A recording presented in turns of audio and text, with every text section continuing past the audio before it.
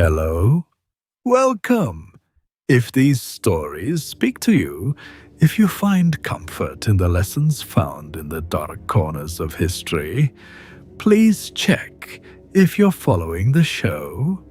It helps more than you know, helping new viewers find us, and helping me to make better videos for you all.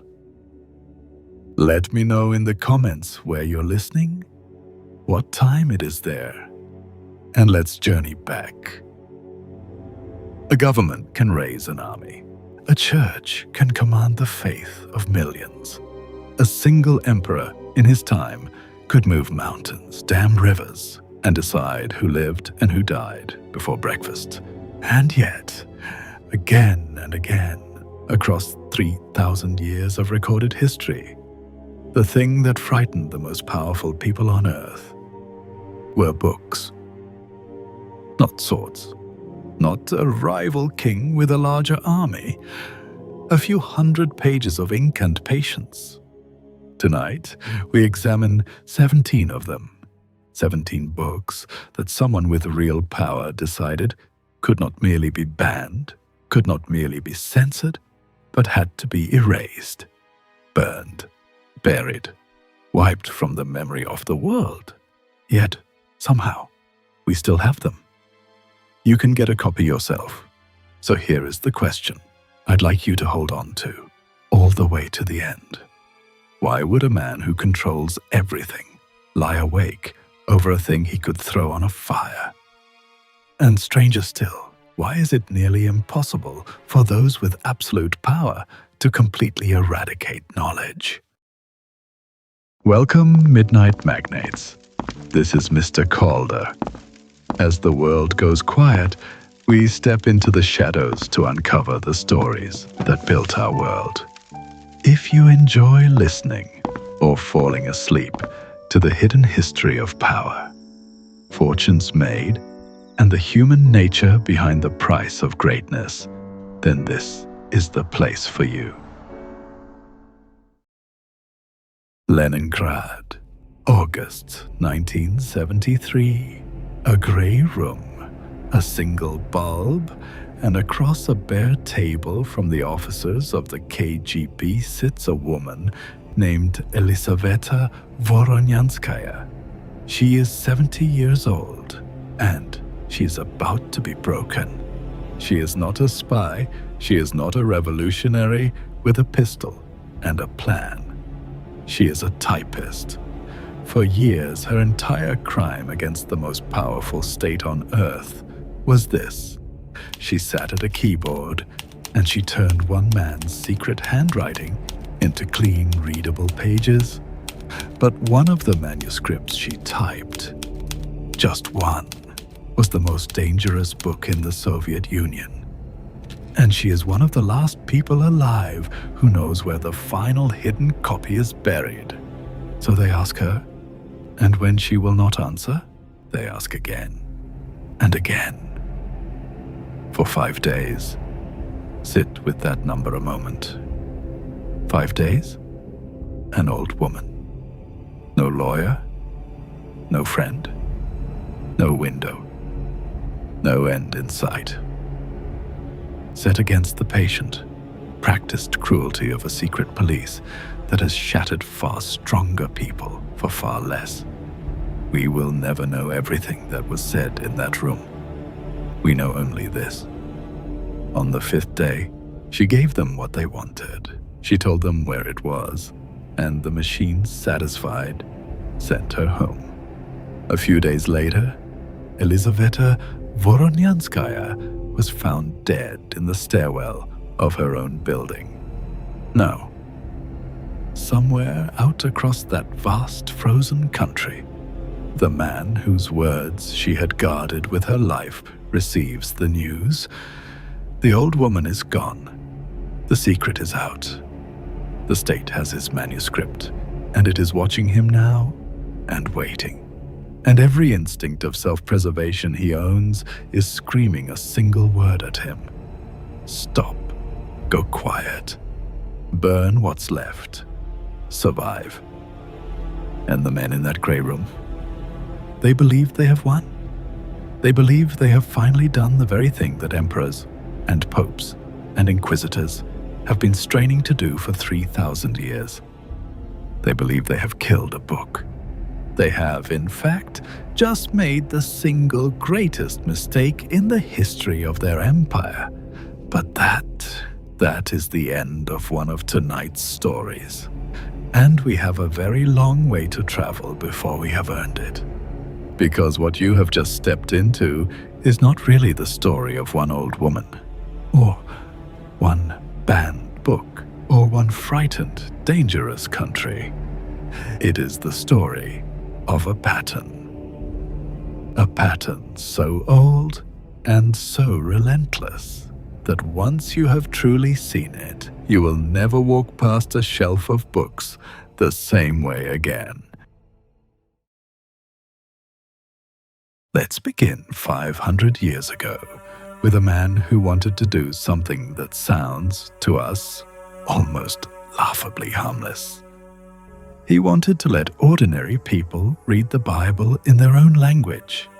For that, they hunted him across a continent, strangled him, and burned his body at the stake. His name was William Tyndale, born in Gloucestershire around 1494, Oxford trained, a gifted linguist fluent in something like 7 languages: Hebrew, Greek, Latin, and the rest. By every account, a formidable mind. Though one contemporary described him, rather wonderfully, as a man learned but simple and inexpert in the wily subtleties of this world. Hold on to that line. In a story full of bishops and spies and double-dealing merchants, the one man who could not play the game is the one whose words outlived them all. Now, you have to understand the world he was born into. In Tyndale's England, the Bible existed in Latin, a language the common man could not read and was not meant to.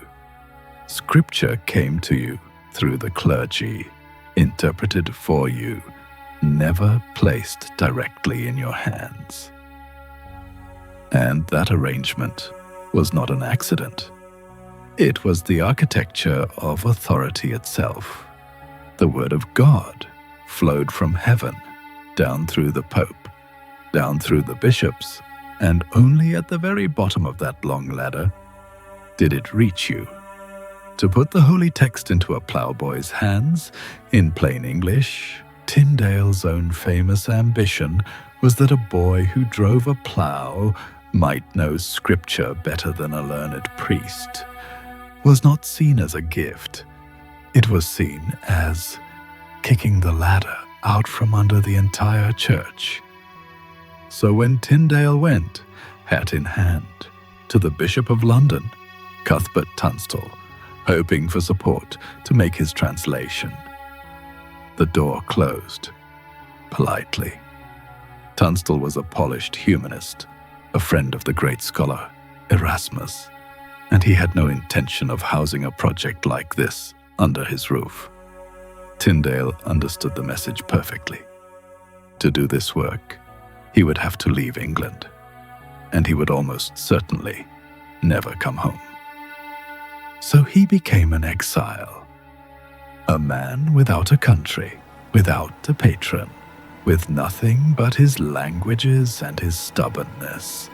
And in the city of Cologne, in 1525, the secret printing began.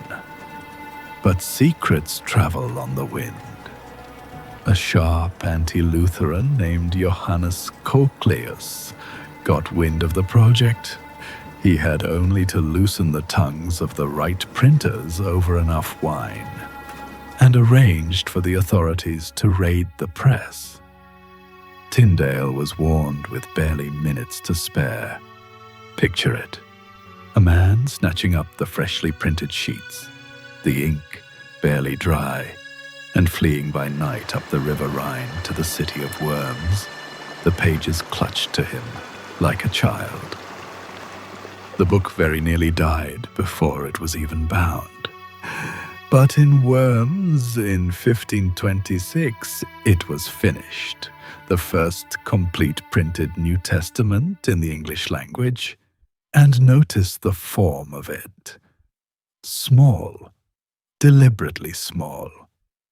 A pocket-sized octavo, printed in the thousands, somewhere between 3,000 and 6,000 copies. Because Tyndale wasn't printing a monument, he was printing contraband, something you could hide in a coat, slip under a floorboard, pass to a friend in the dark. The book was designed to be smuggled, and smuggled it was. The little volumes came into England sewn into bales of cloth, packed in barrels, tucked between the pages of dull legal books no customs man would bother to open. They slipped through the ports. They spread hand to hand in a country where simply owning one could send you to the fire, so the institution brought down its hammer. Bishop Tunstall condemned the translation, summoned the booksellers, and in October of 1526, he staged a great public burning at St. Paul's Cross, in the very heart of London, the word of God going up in smoke as a sermon to the crowd. And then he had what he must have congratulated himself on as a brilliant idea. If the books kept coming, he would simply buy them, all of them, corner the market, and feed every last copy to the fire at the source. And here, midnight magnates, the story turns from tragedy into something that looks an awful lot like comedy. To buy up the books on the continent, the bishop needed an agent in the Antwerp cloth trade. The man he found was a London merchant named Augustine Packington. What Tunstall did not know, could not have guessed, was that Packington was quietly on Tyndale's side. So Packington went to Tyndale and told him, plainly, the bishop wants to buy every copy of your book in order to burn it. And Tyndale's reply tells you everything about him. "Oh," he said, "that is because he will burn them." He wasn't dismayed. He was delighted. Because as he reasoned it out, the bishop's money would clear his debts, and the surplus would pay to print a new and corrected edition. So the deal was done. Tunstall's gold flowed across the channel into Packington's hands, and straight on into Tyndale's. The church paid for its own bonfire. And then the church paid, all unknowing, for the bigger, better, revised edition that came pouring back into England a few years later, by one account, thick and threefold. There was exactly one man in power who saw the trap for what it was. Sir Thomas More, Tyndale's fiercest enemy in print, a devout man who filled over 1,000 pages arguing against him, warned that buying the books up like this only financed better ones. And he was right. My read, More understood something most censors in every age never quite grasp. Once a book is truly wanted, you cannot starve it by buying it. You feed it. The marketplace of forbidden things does not work like an ordinary market. But that's just how I see it. More, for whatever it's worth, would lose his own head to Henry VIII the very next year. In this story, the wheel turns for everyone. What finally brought Tyndale down was not an argument or a raid or a bishop's gold. It was a friend.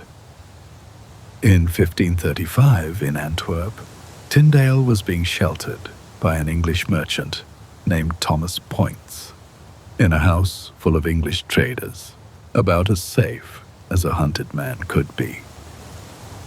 And into that safety came a charming, eloquent, badly indebted young Englishman named Henry Phillips.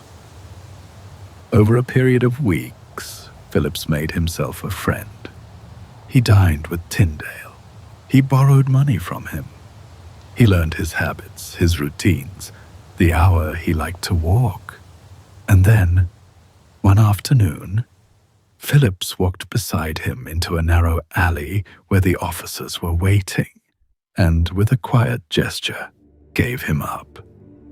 The man no bishop could out-argue was taken not by force of arms, but by a smile and a handshake. Poyntz, who tried desperately to save him, was himself ruined for it, arrested, broken, left to die in poverty for his loyalty. Loyalty, in this story, is expensive. Betrayal pays better. Tyndale spent roughly 18 months in a damp cell in the castle at Vilvoorde near Brussels. We have a letter he wrote from that cell asking, of all things, for a warmer coat and for his Hebrew books so he could keep working. Keep working. In October of 1536, they led him out to the stake, tied him to it, strangled him, and burned the body. His last words, by tradition, were not a curse on his enemies. They were a prayer for one of them. "Lord," he said, "open the King of England's eyes." And here's the ending no bishop in that crowd could have imagined. Within just a few years, the political winds turned. The same English crown that had hunted Tyndale to death ordered an English Bible, drawing overwhelmingly on his translation, to be placed in every parish church in the land. Chained to the lectern, yes. But there, in English, for anyone to read. And it never stopped. Open a King James Bible today, the book that shaped the rhythm of the English language for 4 centuries, the source of phrases you've spoken your whole life without knowing it. And you are reading Tyndale. Scholars estimate that something like 83% of its New Testament is his wording, carried over almost untouched. They strangled the translator as a heretic. And then they printed his sentences as the Word of God. Tyndale, at least, had enemies who understood they were fighting a book. Our next man would learn something colder, that some sentences don't stop hunting you. Not after 10 years, not after 30. Remember the man on the stage, the 27 seconds. Let me tell you how a novel earned him a 33-year death sentence, and how that sentence reached, patiently, decade after decade, for nearly everyone who dared to touch the book.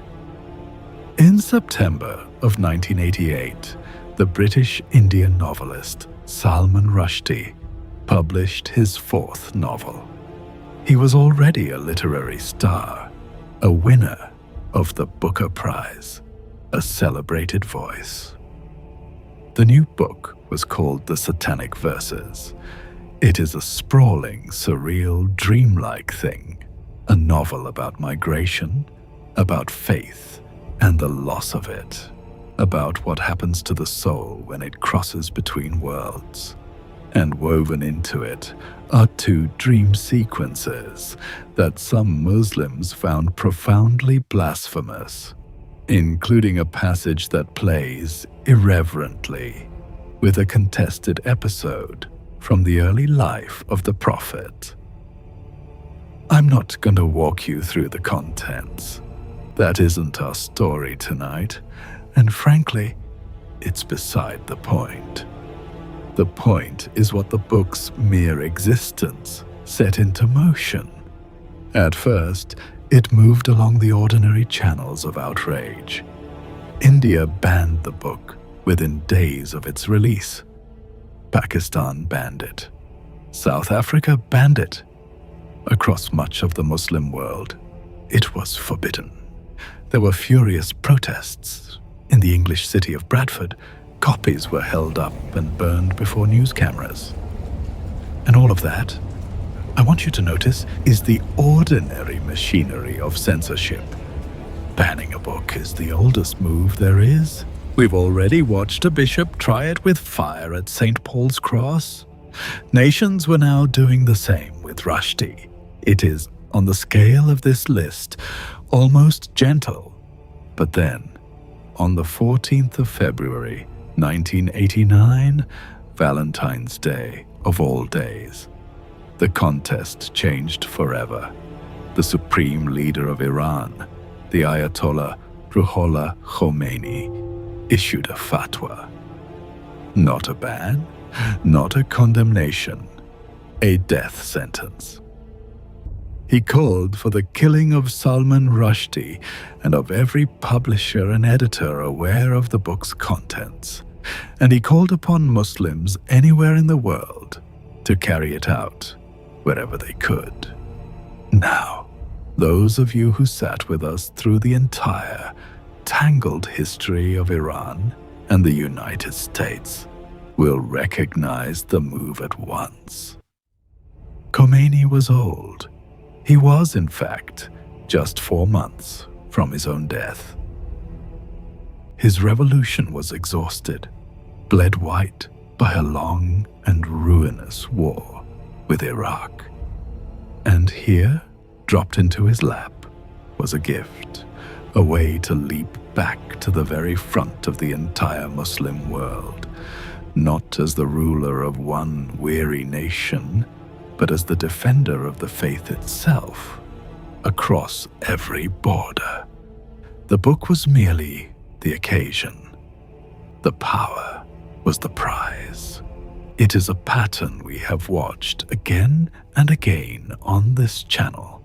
The external enemy, conjured at precisely the moment a ruler most needs one to rally the faithful, and to turn a decree into a manhunt. Money followed. An Iranian religious foundation, the 15th Khordad Foundation, placed a bounty on Rushdie's head, and over the years, they did not let it fade.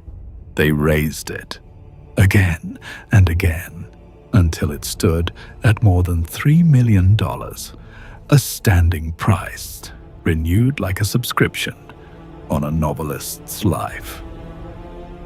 Rushdie vanished into protection. For roughly a decade, he lived under round-the-clock guard by British police, moving from safe house to safe house, never settling, never announced. He needed a name to live under, something to put on a lease to give to a landlord. He chose Joseph Anton, stitched together from the first names of 2 writers he loved, Conrad and Chekhov. Sit with that for a moment. The price of having written a book was that you no longer got to use your own name inside your own home. But here is the part the headlines so often skip, and it is the part that matters most, because it shows you the true reach of an erasure. The fatwa did not hunt only the author. It hunted everyone who carried his words into another language. In July of 1991, the book's Japanese translator, a gentle, respected scholar of Persian culture named Hitoshi Igarashi, was found stabbed to death in the hallway outside his university office. His murder has never been solved. Just days before that, the book's Italian translator, Ettore Capriolo, had been stabbed repeatedly in his own Milan apartment. He survived. 2 years later, in 1993, the book's Norwegian publisher, William Nygaard, was shot 3 times outside his home in Oslo and barely lived. And that same year, in the Turkish town of Sivas, a mob set fire to a hotel hosting a cultural festival attended by the book's Turkish translator. 37 people died in that fire. The translator escaped. The sentence, you understand, drew no line between the man who wrote the words and the people who merely carried them faithfully into other tongues. To touch the book at all was to be marked. And then the years did what years do. They passed. A decade. 2. Rushdie stepped, slowly and carefully, back into the daylight. He moved to New York. He wrote more novels, went to dinners, gave lectures without a wall of bodyguards around him. The Ayatollah who'd condemned him was 30 years in his grave. Surely, it was over. Which brings us back to that bright August morning in 2022. And the young man, and the knife, and the 27 seconds we opened on tonight. Rushdie lived. But he paid with an eye and a hand. His attacker, a 24-year-old from New Jersey named Hadi Matar, was convicted of attempted murder in 2025 and sentenced to 25 years. By his own admission, he had read only a page or 2 of the book he had crossed a state line to kill a man over. He did not need to read it. The sentence had done his thinking for him, decades before he was born. So let's tally this erasure plainly, the way I prefer to count these things. 1 translator murdered. 1 stabbed and left for dead. 1 publisher shot. 37 dead in a hotel fire. An author maimed on a stage 33 years after the order was given. And the fatwa itself? Khomeini's successor, Ali Khamenei, has never lifted it. As recently as 2017, he confirmed that it still stands. It is, in a sense, deathless. And the book? The Satanic Verses sits on the shelf of every serious bookshop in the Western world. It never went out of print. Not for a single day. Here is the question worth sitting with. Who, in the end, did the fatwa actually erase? Not the book. The book is more permanent now than the morning it was published, because the campaign to destroy it became the most powerful advertisement a novel has ever received. They wounded the man savagely, again and again, across 3 decades. But the words they were so frantic to silence, never so much as flinched. A religious decree reached across 33 years and 3 continents, and could not erase 1 novel. Our next story shows you what happened when something even colder than a church, a totalitarian state, with a secret police, an unlimited budget for fear, and a whole nation to hide its crimes in, set out to bury a single book. This is the one I had been waiting to tell you, because this is the story where the machinery of erasure was at its most total, backed by a secret police, a closed border, and the resources of a superpower And where, against all of that, it failed most completely. The Soviet Union was built, in part, upon a silence.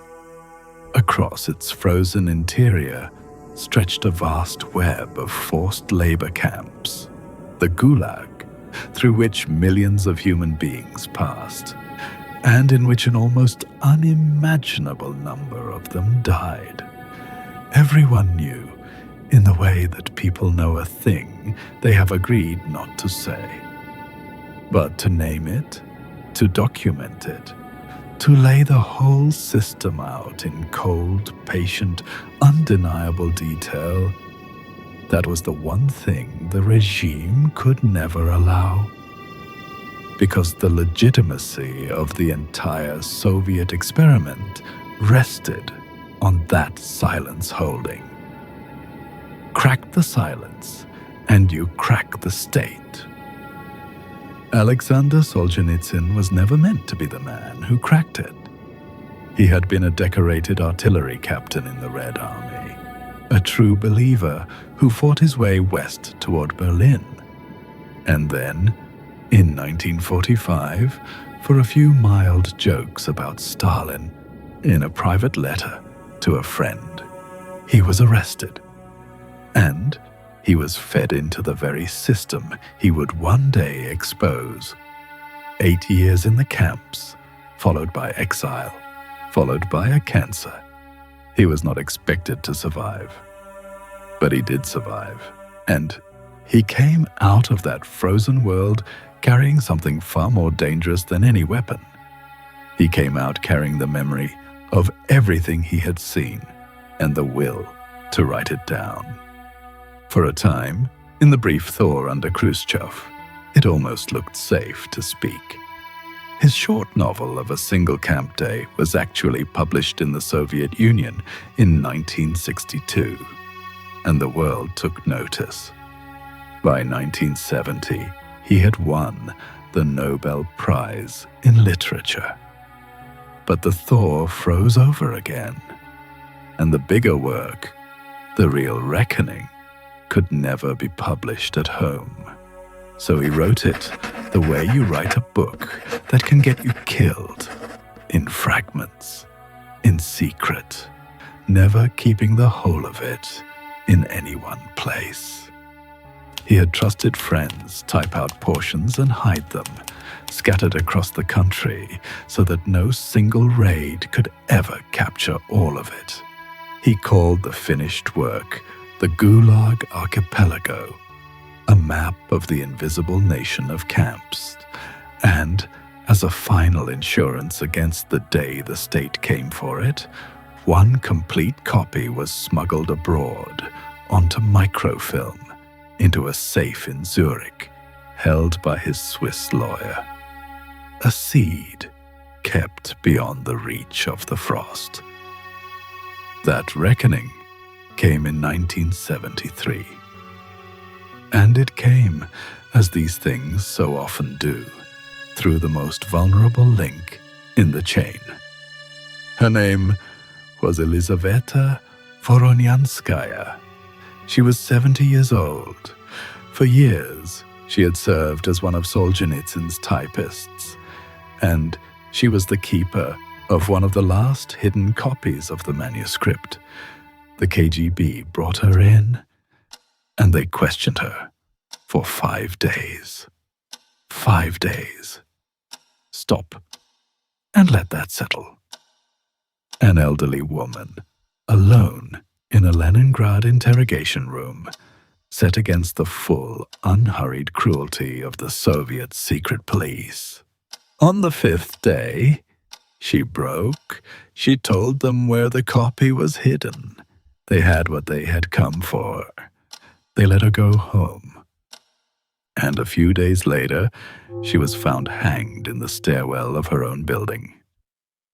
Officially, it was ruled a suicide.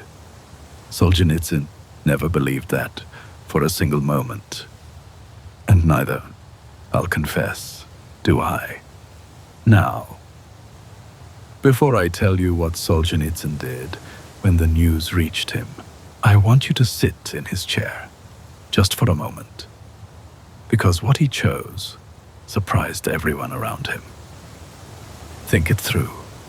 The state now has your book. They have just broken, and very possibly killed, a loyal old woman to get it. They are watching your every move. Every instinct of survival you possess is screaming the same word. Stop. Go quiet. Go small. Live. So, what would you have done? Here is what he did. He gave the order to light the fuse. He reached out to that copy waiting in the West and said, in effect, publish it. Now. Everywhere. All of it. And on the 28th of December, 1973, a small Russian-language émigré press in Paris called YMCA Press printed the first edition of the Gulag Archipelago. The book the KGB had broken an old woman to bury was suddenly loose in the world, in print, in Russian, beyond every border the Kremlin controlled. They could no longer reach it. The seed in the Zurich safe had bloomed where their hands could not follow.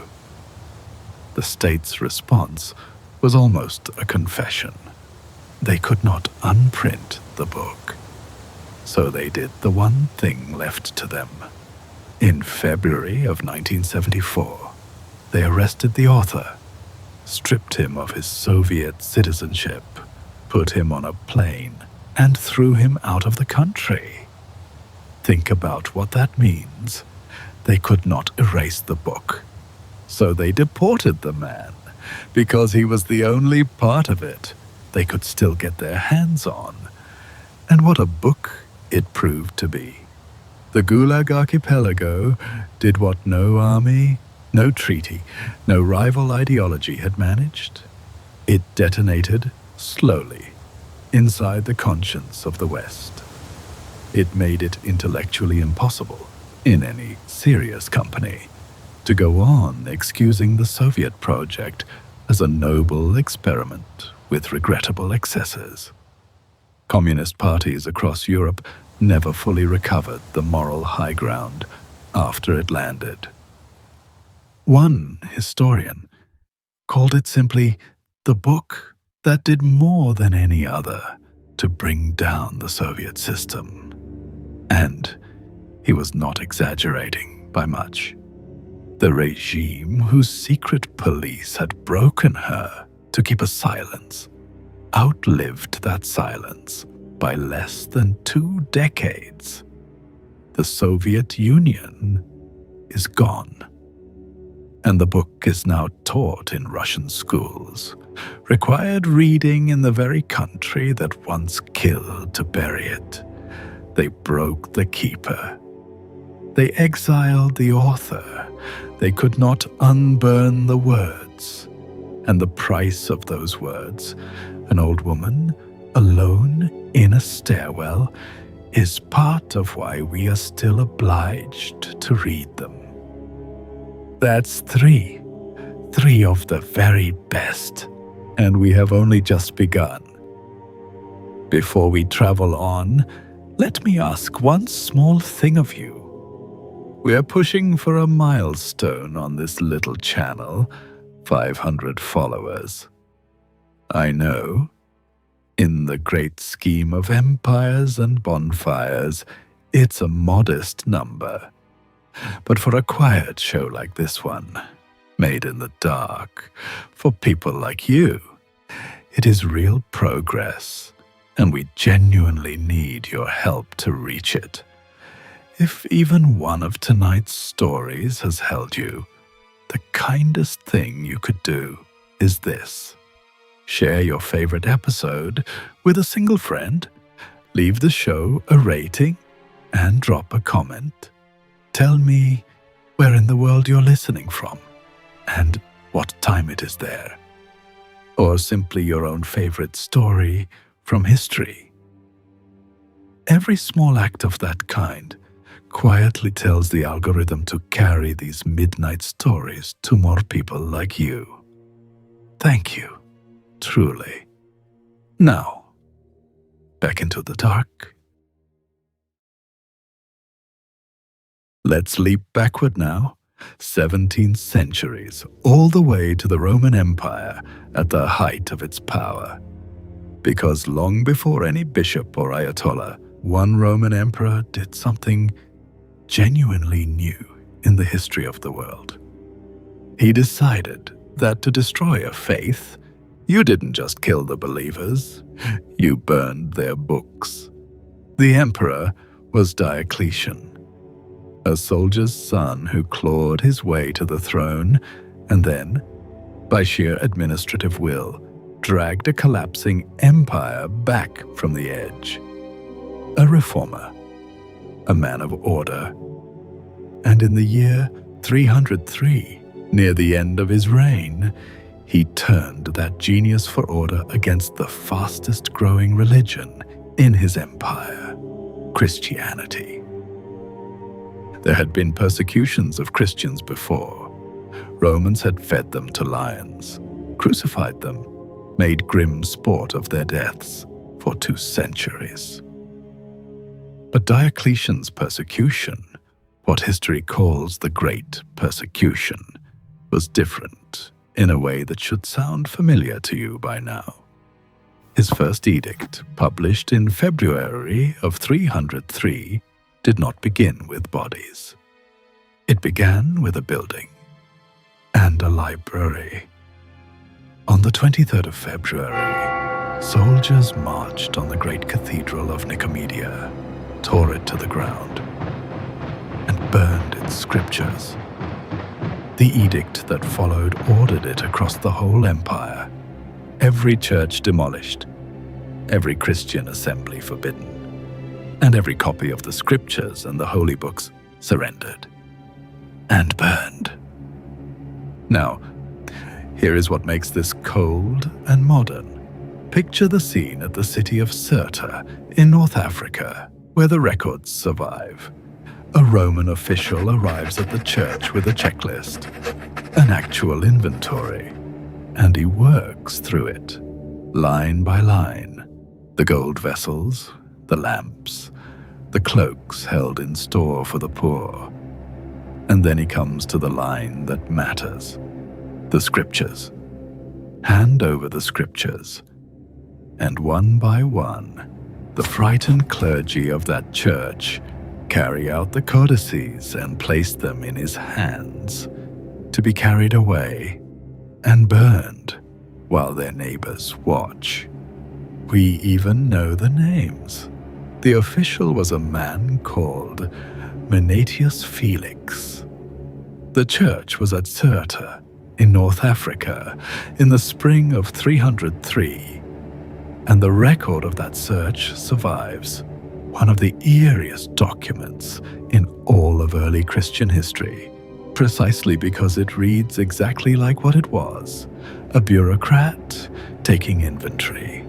So many gold cups, so many lamps, so many tunics and cloaks held in store for the poor. And then, the line that mattered, the scriptures. Hand over the scriptures. The officials even pressed the lower clergy to say where the other copies were kept and who was hiding them. This was not a mob with torches. It was a clerk with a checklist. And somehow, that is more chilling. The attempt to erase a faith reduced to a line item, processed and filed. That act created a new word and a new kind of shame. The Latin was traditor, one who hands over. It is the root of our word traitor.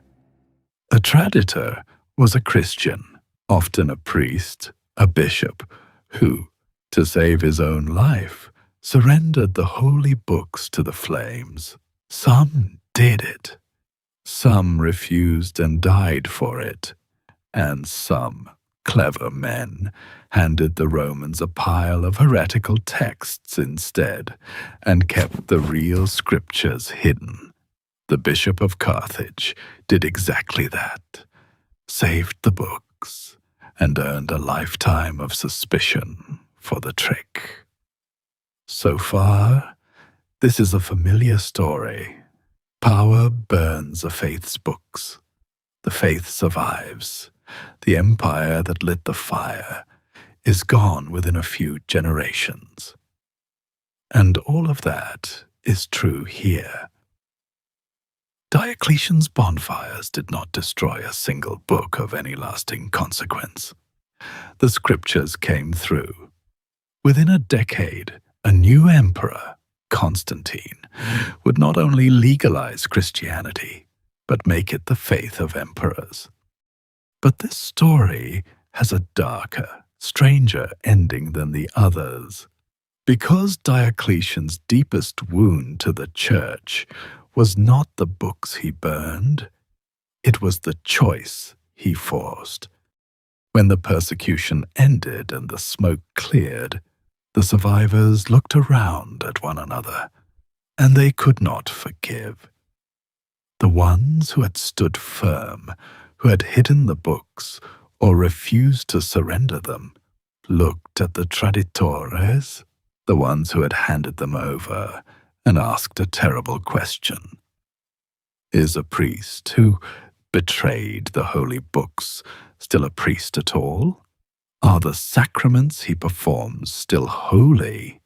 Or did he forfeit everything the moment he placed the scriptures in a Roman's hands? That question split the African church in two. The rigorists, they became known as the Donatists, after one of their bishops said no. A traitor priest had no authority. Everything he touched was void. The rest of the church said authority came from the office, not the man. And for over a century, those two churches glared at each other across the same towns, each certain the other was damned. Brother refused brother the bread. Think about that.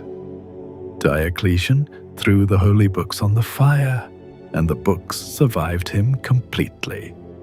But the choice his fire forced on frightened men to hand over the words or to die for them burned through the Christian church for 100 years after the emperor himself had abdicated and retired, by the way, to grow cabbages in his palace garden. The man tried to erase a book. The book outlived him easily. What he actually managed to wound was the thing the book had built. And even that, in the end, healed. The Roman state burned a faith's holy books and failed. Our next story is stranger still. A faith burning the books of one of its own greatest minds to win a war. In the year 1195, the most powerful man in the Western Islamic world burned the life's work of the greatest mind in his own court. And the strangest part, he did it not because he hated the books, but because he needed a war. The mind belonged to a man the West would come to call Averroes. In his own world, he was Ibn Rushd, born in Cordoba in 1126 into a dynasty of judges. His grandfather had been chief judge of Cordoba, so had his father, and Ibn Rushd surpassed them both. He became chief judge of Cordoba himself and court physician to the caliph, and, above all, the boldest defender of philosophy the medieval Islamic world ever produced. His great project was to reconcile the cold reason of Aristotle with the revealed truth of Islam, to argue that faith and philosophy were not enemies, but two roads to the same destination. An earlier caliph had personally commissioned him to interpret Aristotle for the age. For decades, Ibn Rushd sat near the summit of power, trusted, honored, certain that reason had a home in his civilization. But power, as we keep learning tonight, has its own arithmetic. And the man at the top of it was the Almohad Caliph, Abu Yusuf Yaqub al-Mansur, a warrior ruler locked in holy war against the Christian kingdoms pressing down from the north of Spain. In July of 1195, al-Mansur won a tremendous victory at the Battle of Alarcos, crushing the army of Castile. And here is where it turns, because to keep his armies in the field, to keep the faithful fervent for the next campaign, the caliph needed the conservative religious scholars, the Maliki jurists, on his side. And those scholars had always resented Ibn Rushd. They resented the elite philosophy, the Aristotle, the dangerous suggestion that human reason could weigh the things of God. So al-Mansur made a trade. A cold, rational, political trade. He gave them the philosopher. In 1195, a tribunal in Córdoba condemned Ibn Rushd. His philosophical works, the commentaries, the defenses of reason, decades of the most sophisticated thought in the world, were gathered up and publicly burned. And the old man himself, the chief judge of Córdoba, was stripped of his honors and sent into exile to a small town called Lucena. There's a quiet irony even in the choice of town. Lucena was largely a Jewish town. The Caliph, to please the keepers of Islamic orthodoxy, exiled his Muslim philosopher to live among Jews. Now, if this were a simple story, it would end there. A brilliant man broken to win a crowd, his books ash, his name a warning. And for the Islamic world, in a sense, that's what happened. After Averroes, that bold tradition of marrying faith to Greek reason withered. The door he'd held open swung shut, and it's worth pausing on what that truly cost. Because it wasn't one man losing one argument. The most scientifically advanced civilization in the world, at that very moment, made a quiet decision in that bonfire, a decision about how far it would let reason travel. The caliph judged that he needed the orthodox more than he needed the philosopher.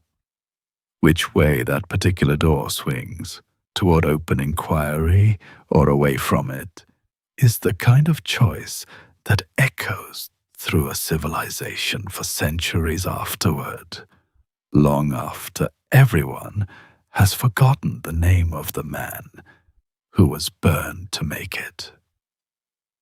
But the books were already gone, and I don't mean burned, I mean gone, carried out, copied, smuggled north in other hands and other tongues.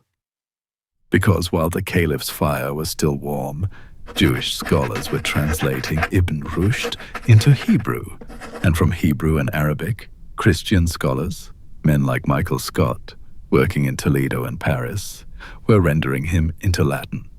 And in the universities of Christian Europe, this exiled, disgraced, burned philosopher became something extraordinary. They didn't even use his name. They simply called him the commentator.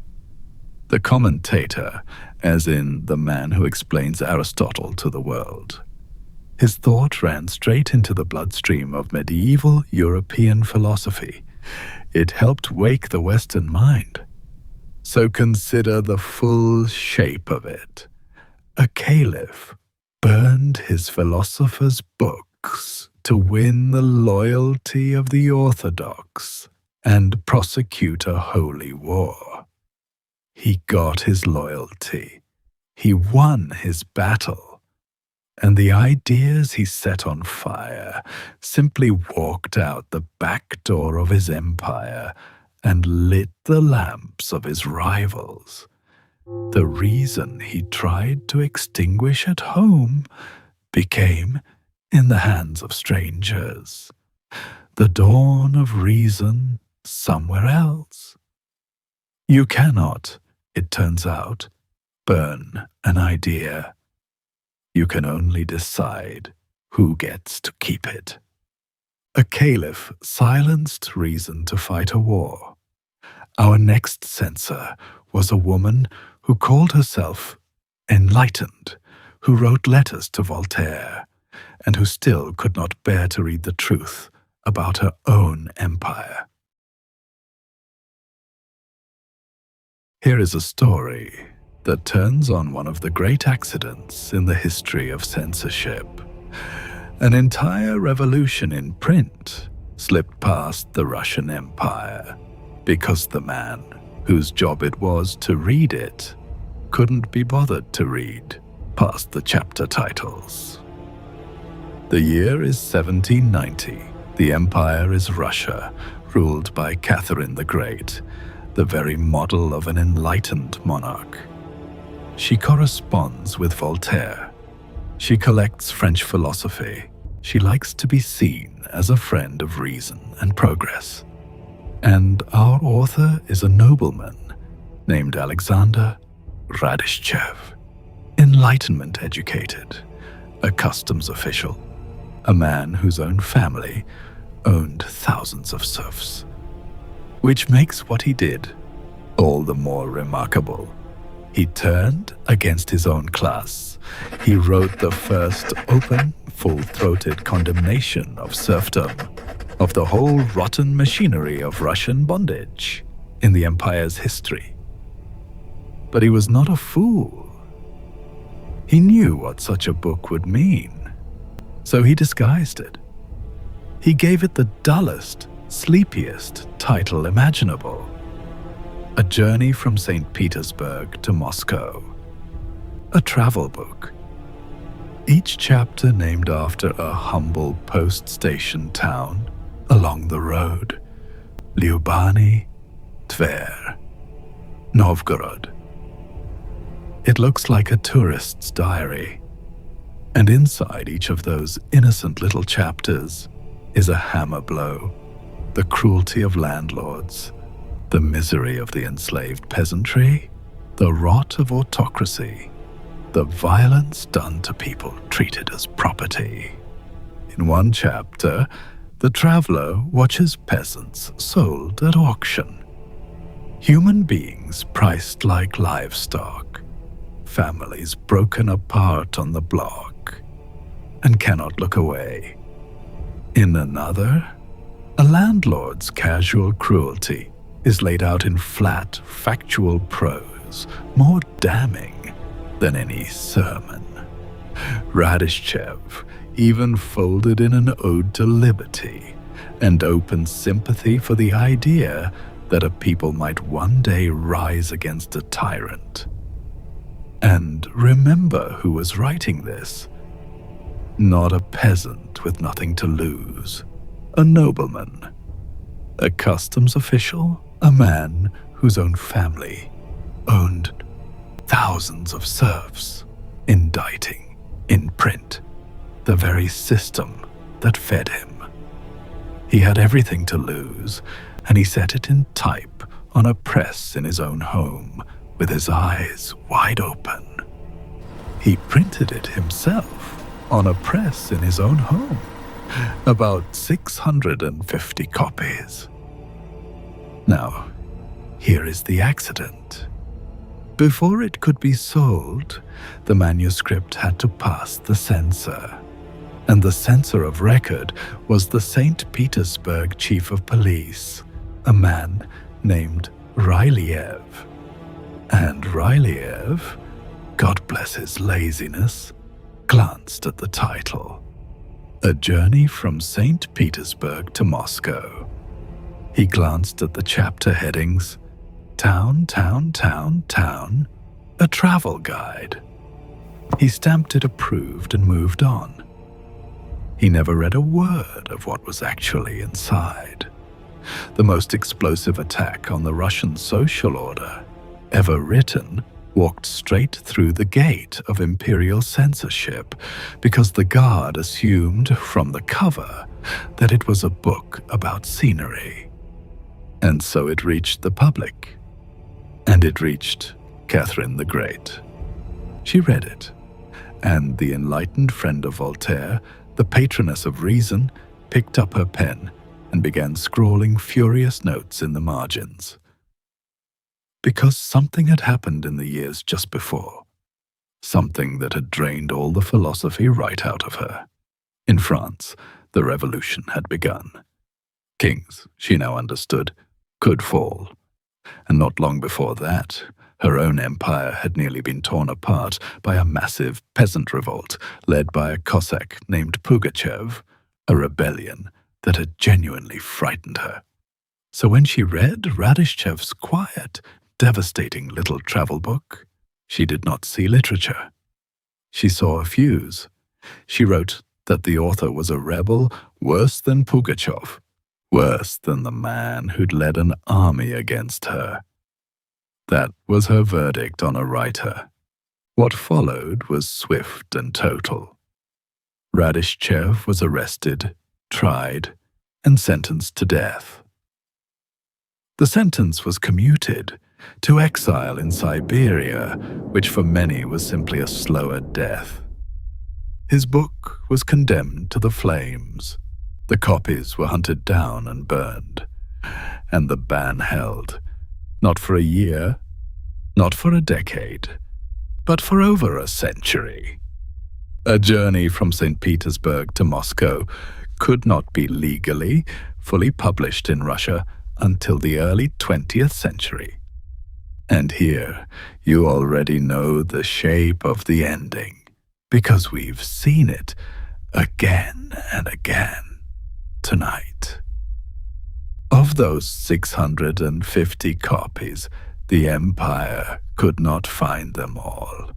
Today, only about 17 are known to survive. 17 books out of an entire print run, slipping through the fingers of one of the most powerful states on Earth. And it was enough. Those 17 survivors carried the text across the century of its banning, hand to hand in secret, until the ban finally broke. So, consider the two failures that bracket this story, because together they tell you something about power and paper.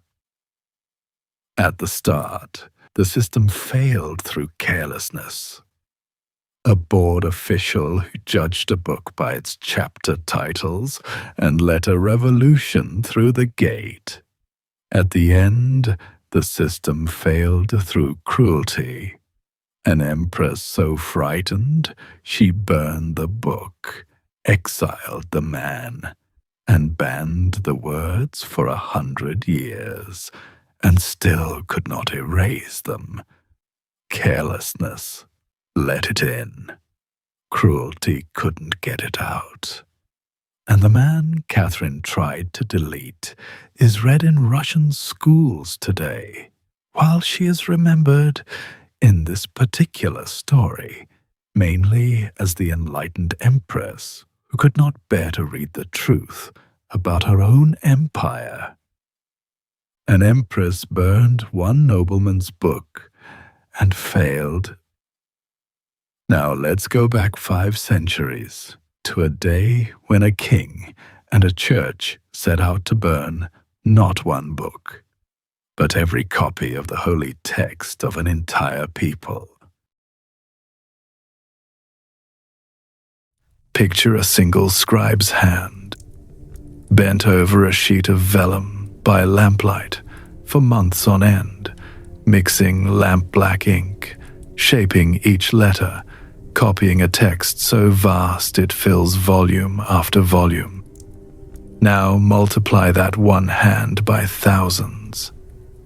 That is what it took to make the Talmud, the immense compendium of rabbinic law and debate, the very spine of Jewish learning, in an age before the printing press. Every copy was a lifetime of labor. In the year 1242, in Paris, the King of France and the Church loaded roughly 24 wagons high with those hand-copied books, as many as 12,000 volumes, hauled them into a public square and burned them all. And the man who lit the fuse was a Jew his own community had cast out. His name was Nicholas Donin. Years earlier, he had been excommunicated by the rabbis of Paris, placed under the ban, cut off. And he never forgave it. He converted to Christianity, joined the Franciscan order, and turned everything he knew from the inside into a weapon. He went to the Pope, Gregory IX, with a list of 35 charges against the Talmud, that it blasphemed, that it slandered, that it elevated rabbinic teaching above Scripture itself. In 1239, the Pope issued a bull ordering Christian rulers across Europe to seize Jewish books and examine them. Most of the kings of Europe ignored it.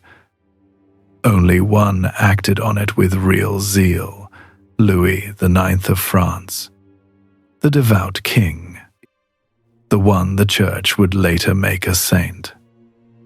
In 1240, they staged what they called a disputation, a debate. But it was a trial. The Talmud was the defendant, and 4 rabbis, led by the great Yechiel of Paris, the very man who had once excommunicated Donin, were made to defend their holy book before a hostile court. It was, of course, rigged from the start. You do not put a book on trial in order to acquit it. Rabbi Yechiel did what he could. He argued that the Christians were deliberately misreading the text, that passages had been torn from their context, that the figure named in certain ancient debates was not their Jesus at all. He was brilliant. He was eloquent. And it did not matter in the slightest, because the outcome had been decided before the first word was spoken. This is the oldest trick in the censor's book, and we have watched it all night long. You do not need to win the argument if you have already decided the verdict. The disputation was theater. The fire was the point. The verdict came down, condemn. And in 1242, the sentence was carried out in the Place de Grève, the same square where France burned its criminals. Imagine the procession. 24 carts, heaped with 12,000 handwritten volumes, centuries of irreplaceable scholarship, the patient work of generations of scribes, rolling through the streets of Paris toward the fire, and the people of the Jewish community lining the route, watching their inheritance go by on its way to the flames. One young man in that world, a rabbi named Mayer of Rothenburg, witnessed the horror of it, and he did the only thing a poet can do against a bonfire. He wrote an elegy, a lament. Ask, O you who are burned in fire, it begins, how your mourners fare. And here is the quiet miracle at the heart of this dark story. That lament, Mayer's cry for the burning books, was woven into the Jewish liturgy. It is still recited today, every year, on Tisha B'Av, the great day of mourning. 8 centuries later, Jewish communities around the world still sing the grief of that Paris fire. Think about what that means. The king burned the books. The king became a saint. And the boy who mourned the smoke wrote words that outlived the saint, outlived the kingdom, and are spoken aloud still every single year. They could burn 12,000 copies of the Talmud, and they did, and it was a catastrophe, a genuine wound that took generations to heal. But they could not burn the Talmud itself. It lived in other lands, in other copies, in the memory of the men who had spent their lives inside it. And they could not touch the lament. The erasure failed. And the proof that it failed is that, all these centuries later, we are still mourning exactly what was lost. To mourn a thing is to keep it. The fire could not even win the memory. That was a whole people's book. Our next story is the opposite extreme. One man's books. 46 of them. Erased not by a foreign king, but by his own faith. For a single sentence, he could not stop saying out loud.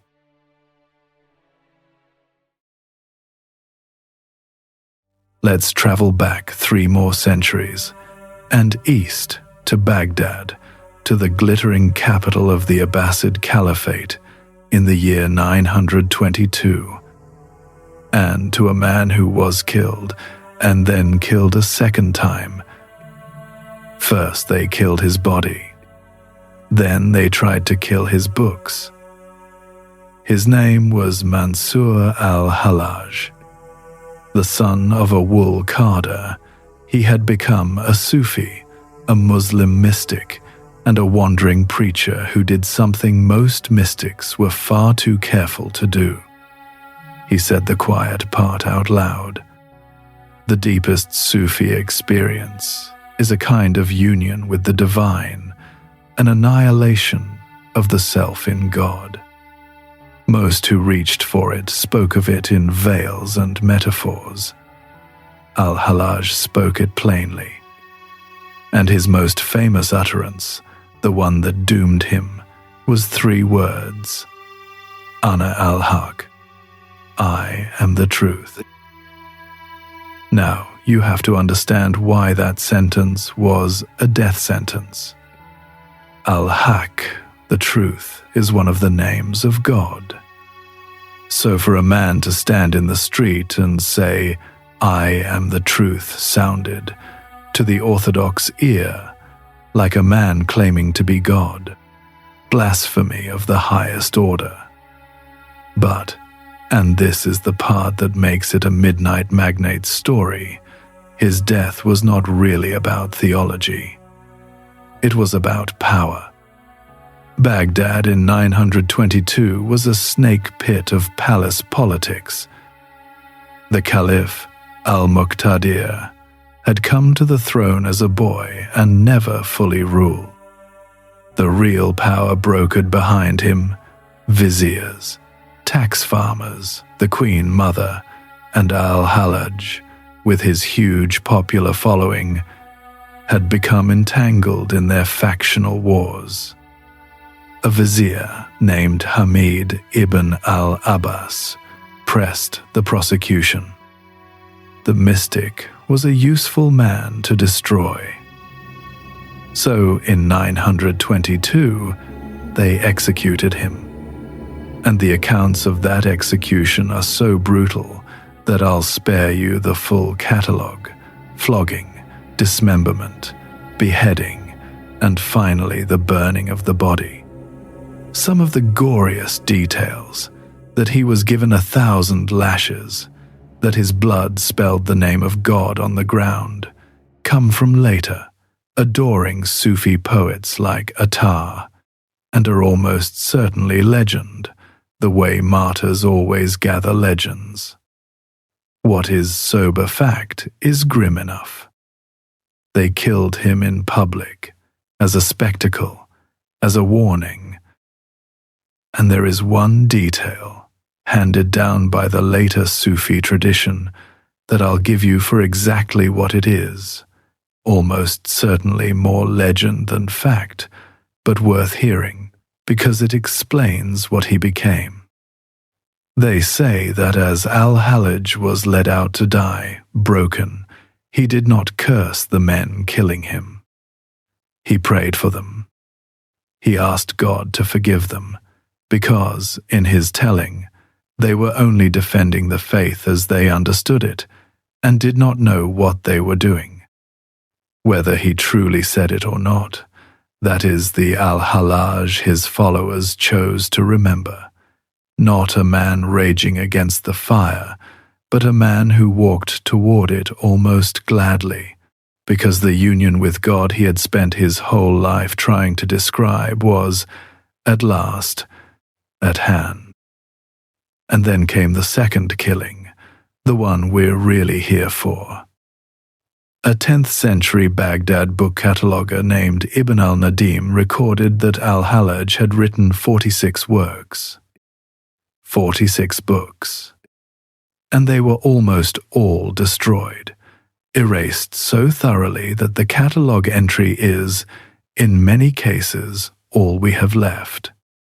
They scattered his ashes in the Tigris so there would be no grave to visit, and they burned his words so there would be no mind to follow.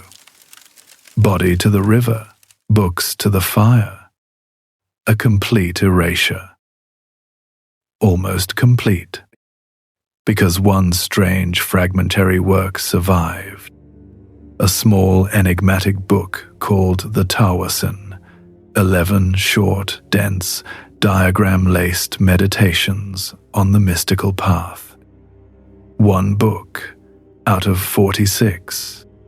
And it was enough, because something happened that the men who scattered his ashes never anticipated. The condemned heretic became a saint.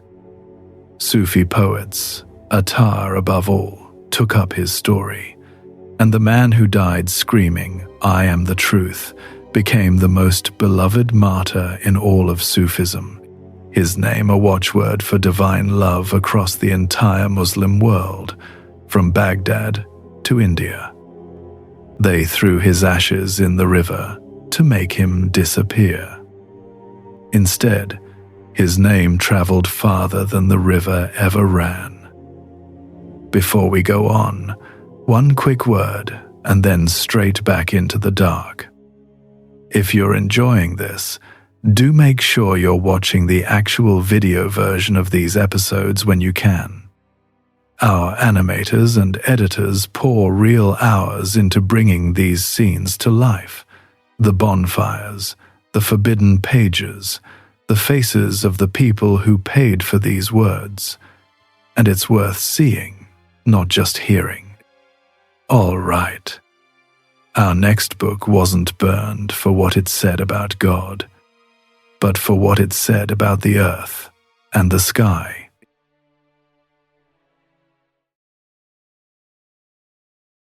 On a June morning in 1633, in a convent hall in Rome, the most famous scientist on earth, a man of 69, got down on his knees before a panel of cardinals and swore that the thing he knew to be true was false.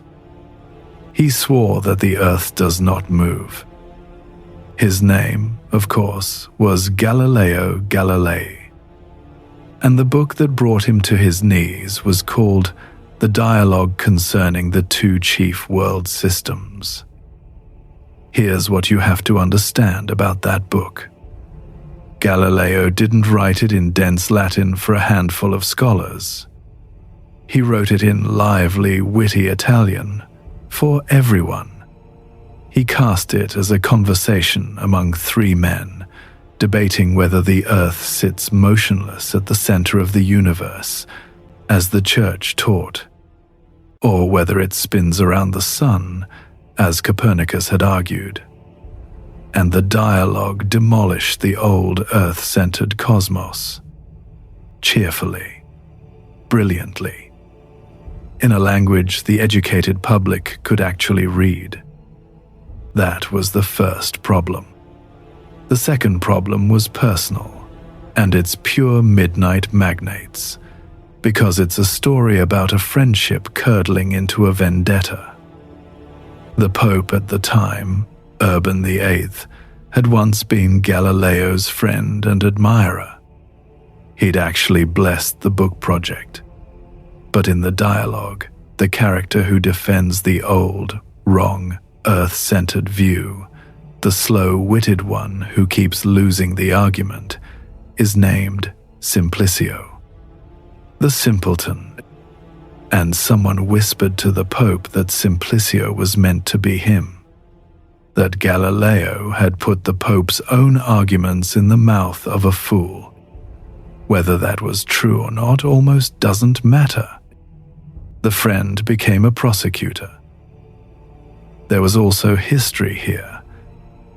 Back in 1616, the Church had already formally warned Galileo not to hold or defend the idea of a moving earth.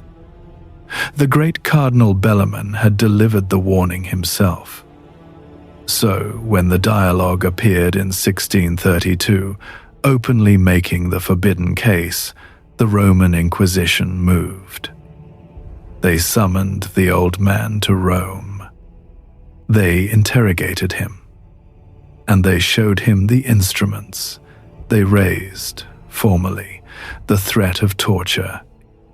He was 69, ill and alone against the machinery of the Church.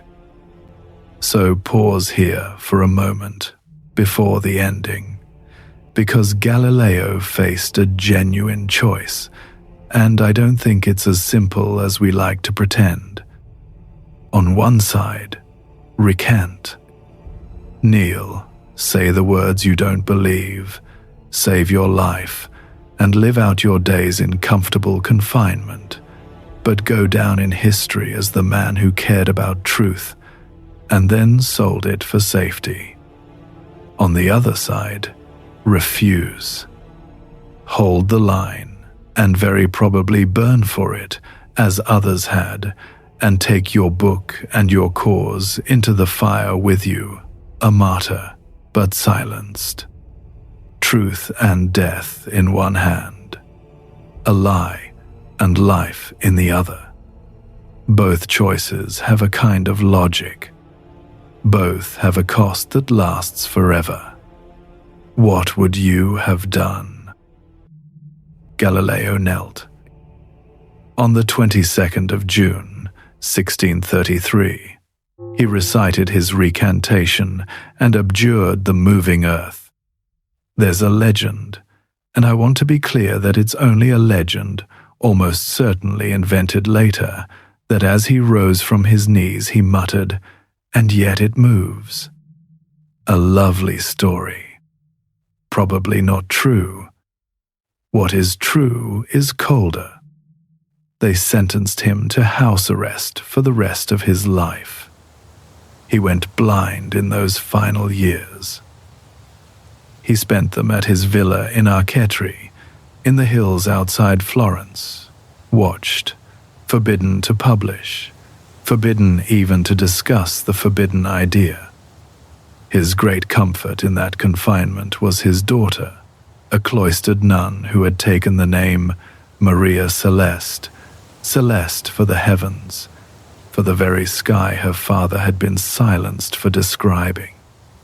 She wrote him constant, tender letters, took his assigned penances onto herself to spare him, and tried to soften the humiliation of a proud old man broken by the Church she had given her life to.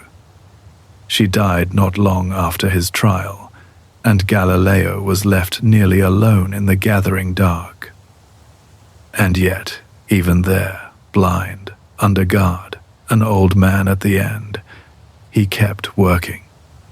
He wrote his finest book of all, On Motion and the Science of Mechanics, and had the manuscript smuggled out of Italy to be printed in the Protestant Netherlands, far beyond the reach of the index.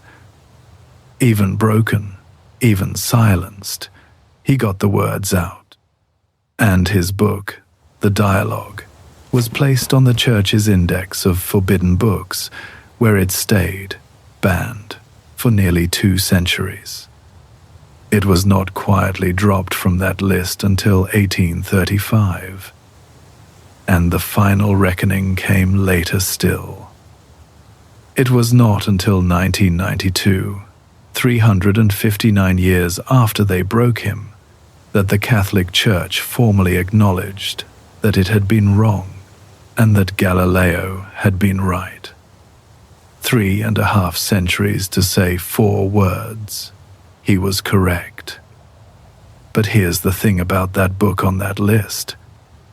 The ban couldn't touch the truth of it. The earth kept moving the entire time the dialogue sat on the index. Galileo's science spread across Protestant Europe beyond the reach of the index entirely and became the foundation of the modern world. They could make an old man kneel. They could lock his book in a drawer for 200 years. They could not make the earth stand still. He knelt, and the planet kept turning underneath him anyway. Galileo bent to save his life. Our next author had no such option offered and would not have taken it. A free black man in a nation built on slavery, who wrote a book so dangerous they put a price on his head.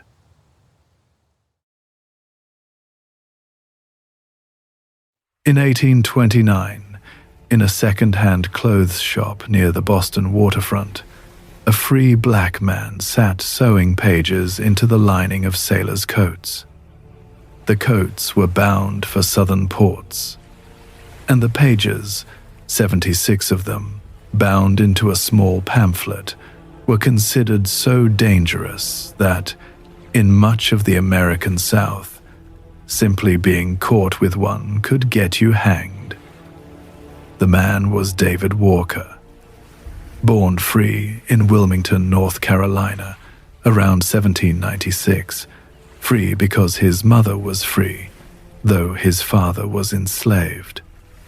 He'd seen slavery up close, traveled through it, and finally settled in Boston, where he ran a shop dealing in used clothing down by the docks. And in September of 1829, he published, at his own expense, a pamphlet with a very long title that history has shortened to 2 words: Walker's Appeal. It was not a gentle book. Walker addressed the enslaved people of America directly, over the heads of their masters, and he did something almost no one in print had dared. He told them their bondage was a monstrous crime, that they were the equals of any man alive, and that the God of justice would not let it stand forever. He warned, in plain and thunderous language, that a nation built on slavery was inviting its own violent reckoning. To a Southern planter, this was not a pamphlet.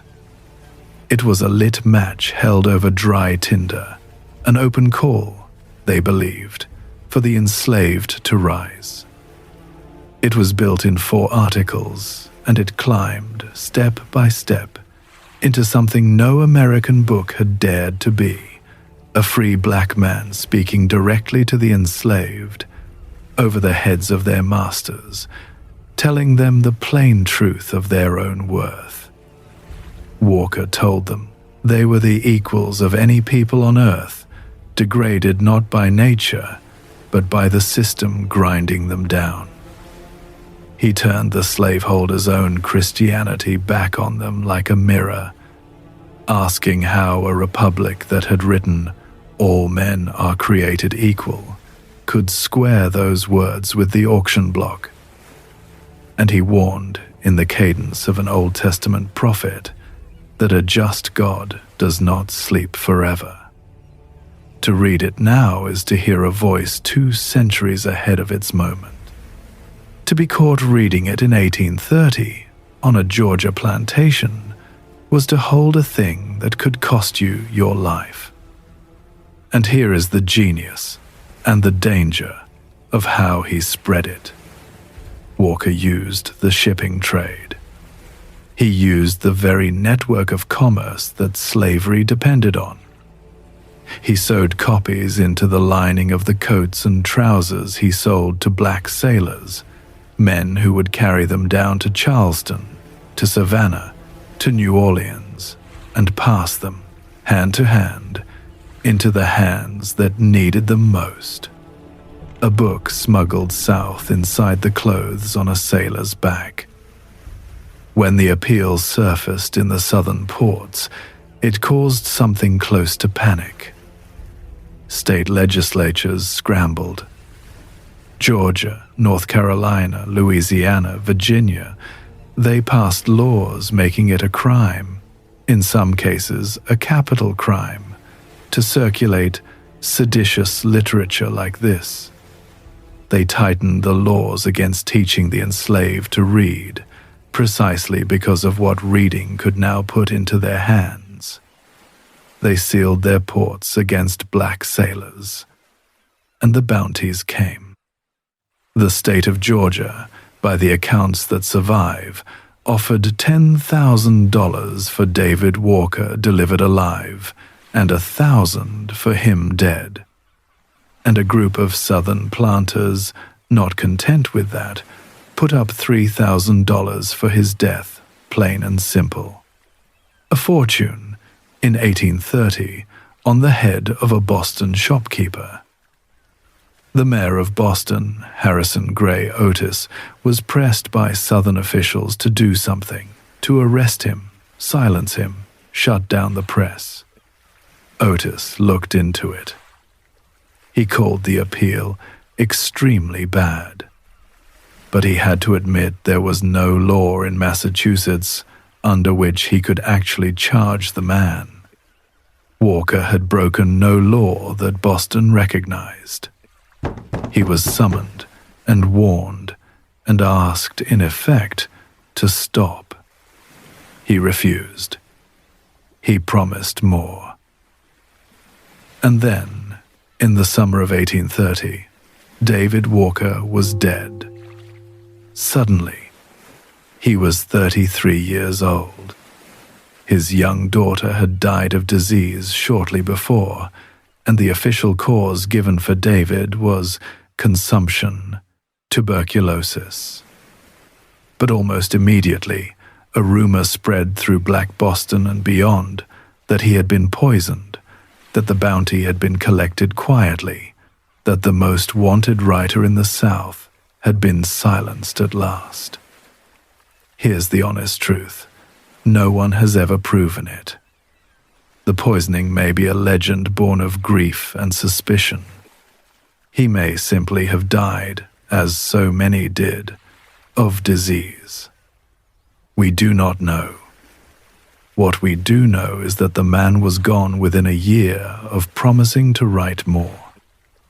But the book was already out, already sewn into the country itself, stitched into 1,000 coat linings, read aloud in secret in places its author would never see. The appeal went through 3 editions. It helped light the fire under a generation of abolitionists, black and white. And David Walker's own son, Edward, born in 1831, after his father's death, grew up to become one of the first 2 black men ever elected to the Massachusetts legislature. The South put a fortune on the head of the man. They could not put a price high enough on the words. You cannot buy back a thing once it is sewn into the lining of history. Walker died refusing to be silent. Our next figure chose a different weapon against her accusers, and a stranger one. 5 centuries earlier in Paris, a woman faced the fire armed with nothing but silence.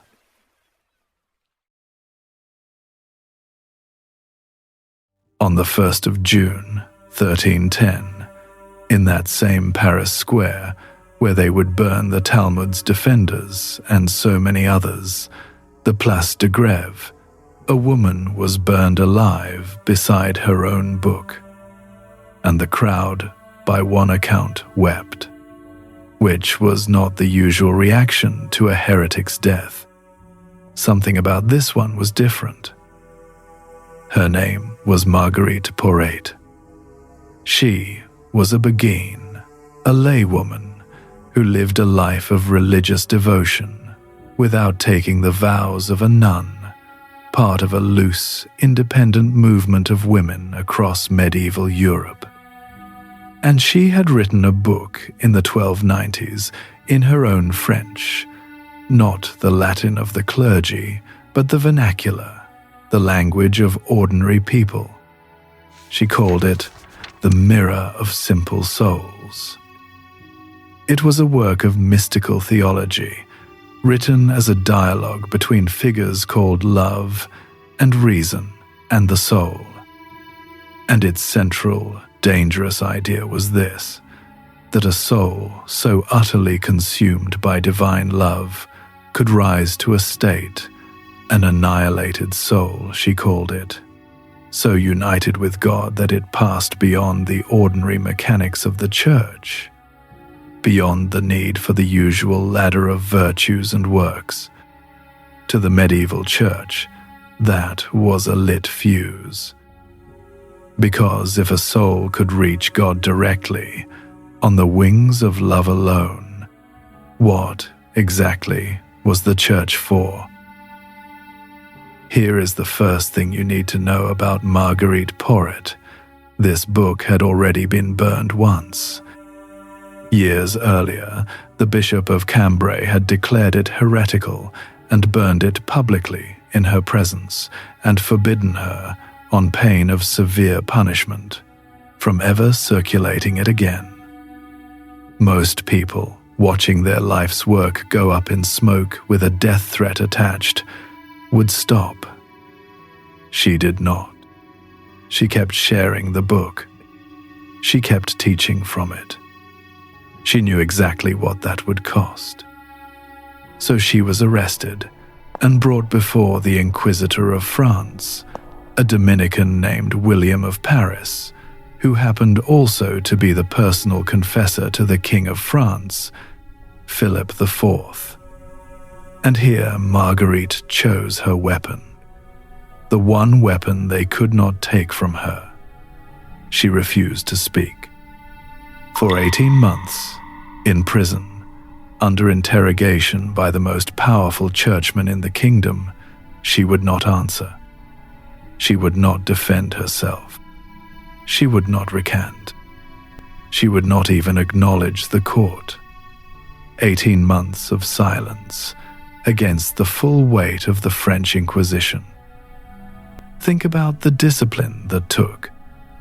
They could threaten her, flatter her, promise her mercy for a single word of recantation, or the fire for her stubbornness, and she gave them nothing to work with. An inquisition runs on confession. The whole apparatus is built to extract words and then turn them against you. Marguerite simply refused to feed the machine. And it wasn't the silence of a woman with nothing to say. She had written an entire book. It was the silence of a woman who had already said everything she meant to say, in the very pages they were about to burn, and would not dignify the court with one syllable more. They could not break it. So they proceeded without her. A panel of 21 theologians from the University of Paris examined extracts from the Mirror, and in April of 1310, they pronounced it heretical. Because she had returned to a book already condemned, she was declared a relapsed heretic, and that, under the law, meant death. On the 1st of June, they led her to the Place de Grève and burned her, with her book, while a crowd that had expected a villain watched a silent woman die with such composure that some of them wept, and the church, satisfied, moved on.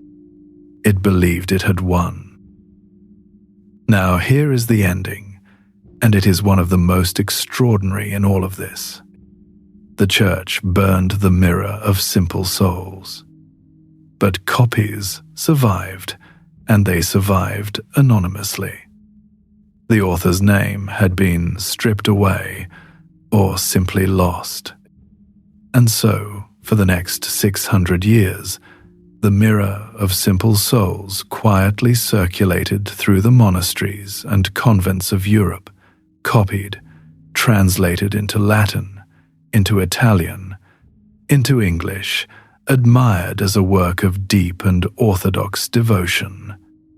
Monks, who would have been horrified to learn its true history, copied it lovingly by hand. The very church that had burned its author for it preserved her masterpiece because it had no idea whose it was. The book was hiding in plain sight, wearing no name at all. And it stayed that way until 1946, when an Italian scholar named Romana Guarnieri, working through the manuscripts, finally matched the anonymous, beloved mirror to the lost, condemned text of the woman burned in 1310. After 636 years, she gave Marguerite Porete her name back. Think about the full arc of that. They burned the woman to erase the book. The book survived by forgetting the woman. And then, 6 centuries later, a stranger in an archive restored them to each other. Marguerite lost her life, her name, and her book, all in one afternoon in 1310, and in the end, she got 2 of the 3 back, and the world got all of it.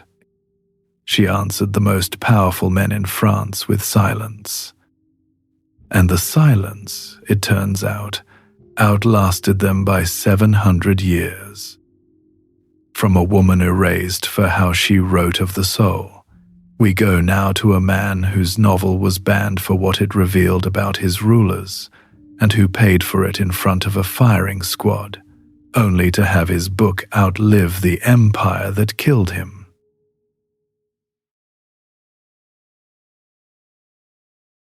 In the winter of 1886, in a cold rented room in Berlin, a young Filipino doctor stood over a stove, holding the manuscript of his first novel, seriously considering throwing it into the fire himself. He was broke. He couldn't afford to print it. And he was tired. We are one cold night away, in this story, from the book never existing at all. His name was José Rizal, a physician, a poet, a sculptor, a linguist, one of those maddening people who seem to be good at everything. And he was a patriot, watching his homeland, the Philippines, suffer under 3 centuries of Spanish colonial rule. But in the Philippines, the real power wasn't the Spanish governor. It was the friars, the Catholic religious orders that owned the land, ran the schools, controlled the parishes, and policed the morals of an entire people. And Rizal had decided to do something no one had dared. He would expose them. Not in a pamphlet, in a novel, so that the truth could travel disguised as a story. The book was saved that night, by the way, not by Rizal, but by a friend, a fellow Filipino named Maximo Viola, who arrived in Berlin, saw the state his friend was in, and lent him the money to print it. 300 pesos. For that loan, Viola is remembered as the savior of the novel. They printed 2,000 copies. Rizal called it Noli Me Tangere, Latin for touch me not. It was a masterpiece, and it was a scalpel. Through its characters, the novel laid bare the whole rotten machinery of colonial rule, and above all, the corruption and hypocrisy of the friars, their cruelty, their greed, their abuse of the very people who knelt to them. I'll say only that the book pointed, unflinchingly, at the broken vows and private sins hidden behind the friars' public holiness, and leave the details where Rizal left them, between the lines. It was enough. When the book reached Manila, the friars recognized themselves in its pages, and they moved to destroy it. A commission declared it heretical, subversive, an attack on the church and the state. It was banned. Possessing a copy became dangerous. And so, of course, you know the pattern by now. It began to circulate in secret, smuggled in, hidden, read in whispers, and passed in the dark, buried in some cases literally in gardens to keep it from the searchers. The Spanish Governor-General at the time actually read the novel, found little wrong with it, and gave Rizal a bodyguard for his protection. But not even the governor could shield a man from the friars, because the friars were the colony, not in theory. In fact, the religious orders owned vast estates. They ran the schools and the parishes. They kept the record of every birth, every marriage, every death, and they quietly reported on the loyalty of every town. Spanish governors came and went every few years. The friars were forever. They were the one institution that touched every Filipino life from the baptism to the grave, and Rizal had held them up to the light and shown his countrymen the rot beneath the robes. To the orders, that was not literary criticism. It was a threat to their very existence. And they had 3 centuries of practice in removing such threats. Rizal was watched, harassed, eventually exiled to a remote town. And when, years later, a genuine revolution broke out against Spanish rule, a revolution Rizal had not started and did not lead, the authorities reached for the most famous troublemaker they had. They put him on trial, and his novel, Noli Me Tangere, the book they had banned, was entered as evidence against him, proof of his subversion. The book they tried to erase became the rope they hanged him with. On the 30th of December, 1896, they marched Jose Rizal to a field called Bagumbayan in Manila and stood him before a firing squad. He was 35 years old. He had asked to face his executioners. He was refused and ordered to stand with his back to the rifles, like a traitor. But there's a detail the Filipino people have never forgotten. At the volley, as he fell, Rizal twisted his body so that he landed not face down in the dirt, but face up to the morning sky. A final act of defiance. The night before, in his cell, he had written a last poem and smuggled it out to his family, hidden inside a small alcohol stove. And the ending? The empire that shot him was gone within 2 years. Spanish rule in the Philippines collapsed in 1898. And Noli Me Tangere, the banned, smuggled, evidence at his own trial novel, became the founding text of a nation. Today, it is required reading. By law, Filipino schoolchildren study the very book the friars tried to burn out of existence. They shot the author to silence the book. The book outlived the empire and turned its author into the face of a free country. From one man shot for a single book, we move now to a single night when an entire library, 20,000 books, a whole field of human knowledge, was thrown onto a bonfire in the heart of a modern European capital.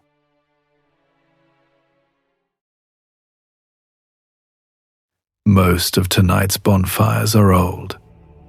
Candlelight and wagons and inquisitors. This one is lit by people in the 20th century, photographed, filmed, and the man whose life's work was burning watched it happen on a movie screen. In 1919, in Berlin, a physician named Magnus Hirschfeld founded the world's first institute dedicated to the science of human sexuality, the Institute for Sexual Wissenschaft. Hirschfeld was Jewish. He was gay. And his motto was per scientiam ad justitiam, through science to justice. His institute was a research center, a public clinic, a library, and a museum. It held something like 20,000 volumes, vast archives of case files and photographs, and it was a pioneer, decades ahead of its time, in the study and care of people we would today call transgender. Some of the first gender-affirming surgeries in history happened under its roof. One of its employees, a trans woman named Dora Richter, was among the first to undergo such surgery. The institute was, quite literally, a library of human understanding that the world would not manage to rebuild for the better part of a century.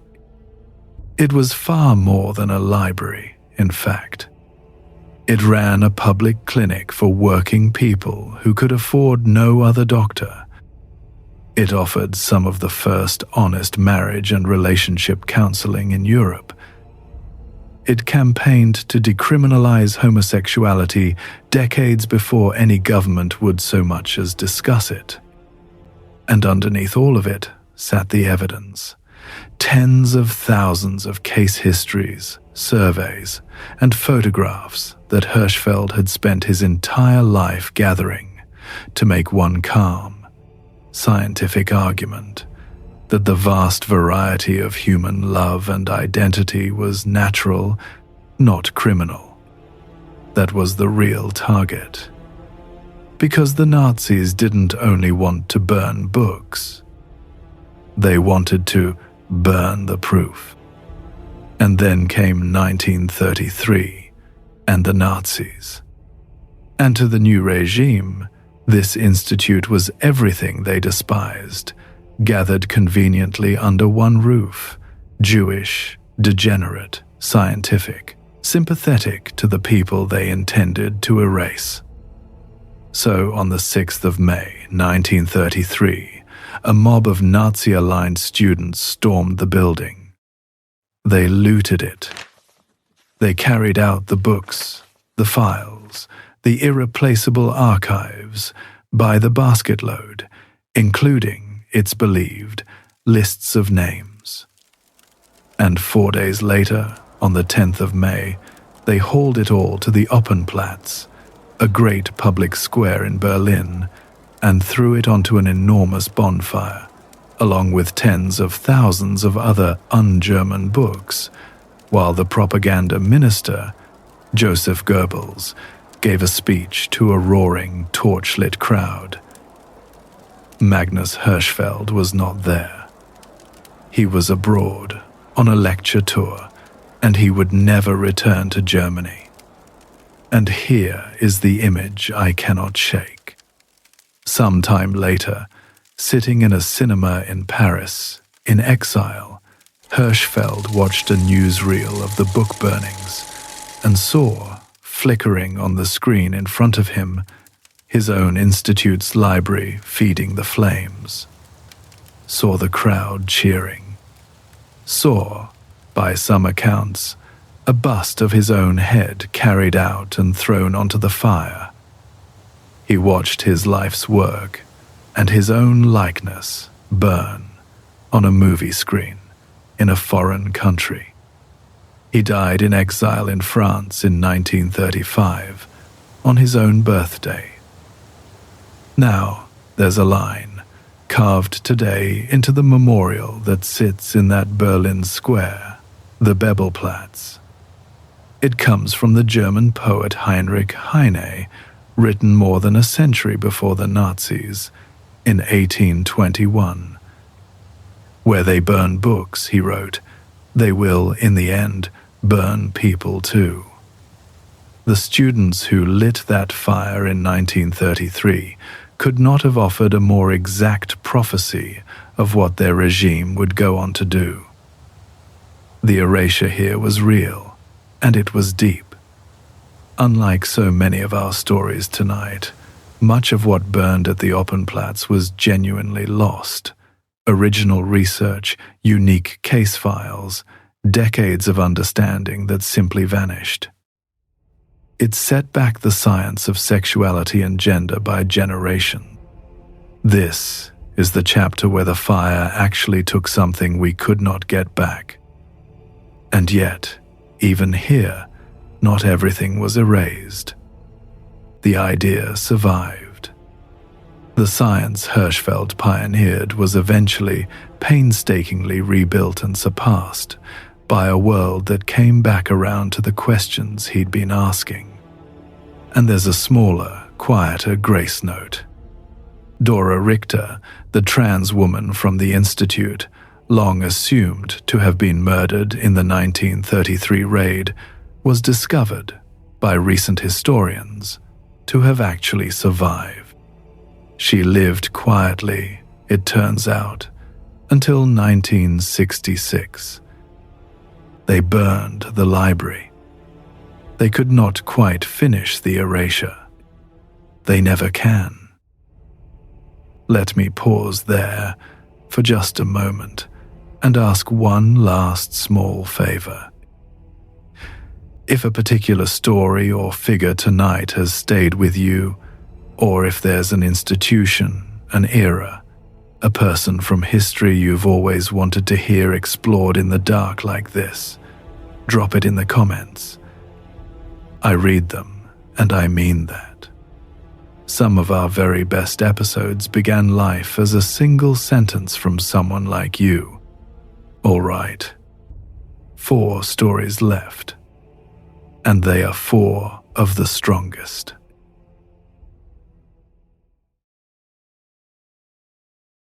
In 1553, in a quiet French town, a doctor secretly printed 1,000 copies of a book. Hidden inside that book, tucked into a dense passage about the Holy Spirit, was a discovery that should have made him immortal in the history of medicine. The first description, in all of Europe, of how blood flows through the lungs. But that's not why anyone remembers the book. They remember it because both the Catholics and the Protestants wanted it gone so badly that they burned the author alive with a copy chained to his body. And the suppression was so nearly total that, of that entire print run of 1,000, only 3 copies survive in the world today. This is the story of a man crushed between 2 fires, and it's the one chapter tonight where the book itself was almost lost forever, and a piece of human knowledge with it. His name was Michael Servetus. A brilliant, restless, impossible man, Spanish-born, trained in medicine, sharp enough to make discoveries ahead of his age, and arrogant enough to pick a fight with everyone at once.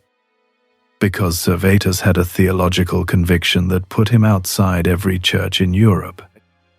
He rejected the Trinity, the doctrine that God is 3 persons in one. To Catholics, that was heresy. To the New Protestants, to Luther's followers, to Calvin's, It was also heresy.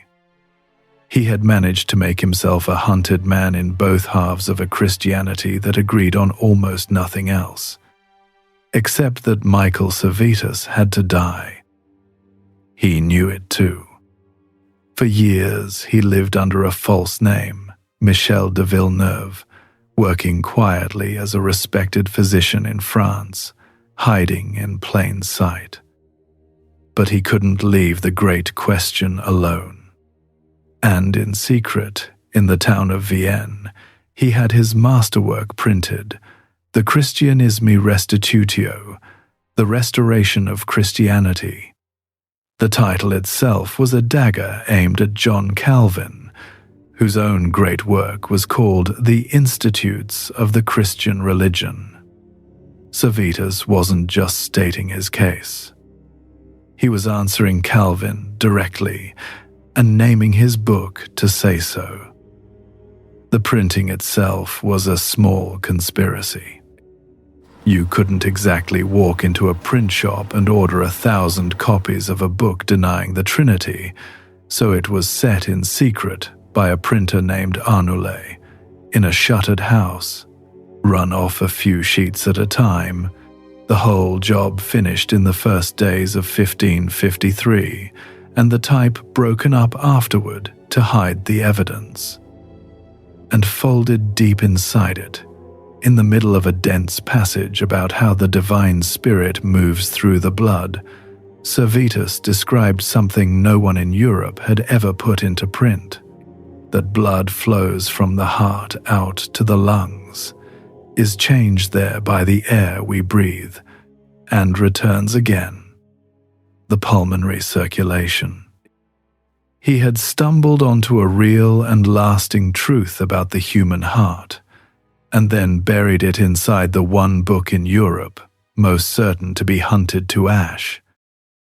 That was his fatal mistake, because Servetus and Calvin had been corresponding secretly, bitterly, for some time. Servetus had even sent Calvin pages of his work. And Calvin, years earlier, had written to a friend that if Servetus ever came to Geneva, he would not leave it alive. So when a friend of Calvin's in Geneva, a man named Guillaume de Trie, wanted to expose Servetus, he wrote a letter to the Catholic Inquisition in Lyon, and, to prove the heretic's identity, he enclosed pages in Servetus's own hand. Pages he'd gotten, it appears, from Calvin's own files. Sit with the irony of that. The Protestant camp handed the Catholic Inquisition the evidence to convict a man, using his private letters as the rope. The Catholics arrested him. Somehow, Servetus escaped, slipped out of prison in Vienne while they were preparing to burn him. He was free. He could have gone anywhere. He could have vanished into Italy, into the wide world. And instead, for reasons no one has ever fully explained, he traveled to the one city on earth he should have avoided above all others. He went to Geneva, to Calvin's city, and there, recognized at a church service, he was arrested again. The trial in Geneva was a theological execution, dressed as a hearing. Calvin supplied the evidence. The city council condemned him, and on the 27th of October 1553, they led Michael Servetus up the hill to a place called Champel. Calvin, it's recorded, had argued for a more merciful death, beheading by the sword. He was overruled. Servetus was to burn. And here I have to tell you something grim, because the horror of it is the whole point of what erasure can cost a human being.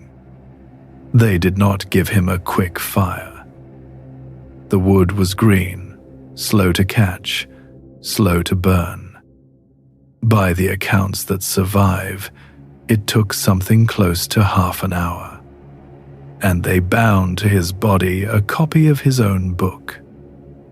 The Christianismi Restitutio, the Restoration of Christianity, burned on the chest of the man who wrote it, the two of them going up together in the same slow flame. I'll leave the rest of that scene where mercy leaves it. Convey it to yourself however you must.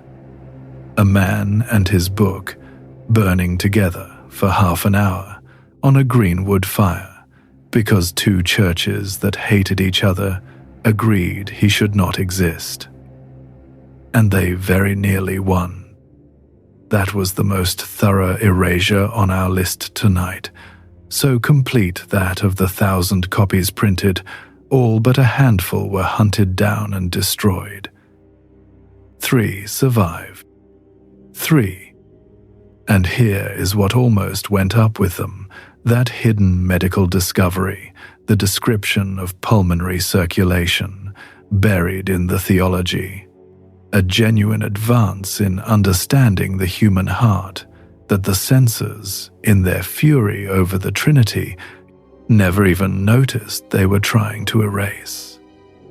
It came within 3 fragile copies of vanishing from the world for good. The man who first wrote down, in Europe, how the blood moves through the lungs, was burned alive, and his insight survived by the thinnest margin in publishing history. But survive it did. Those 3 copies carried both the heresy and the discovery forward. Servetus is honored today as a martyr to freedom of conscience, and as a footnote in the history of medicine he should have headlined. They burned the man and the book, and nearly the knowledge with it. 3 copies were enough. 3 copies are almost always enough. That is the terrible, hopeful arithmetic of this entire story. Servetus burned for 3 surviving copies of a single book. Our next censor wasn't interested in copies. He didn't want to suppress a book. He wanted to erase the memory of an entire civilization, and he sat on the throne of the largest empire on earth.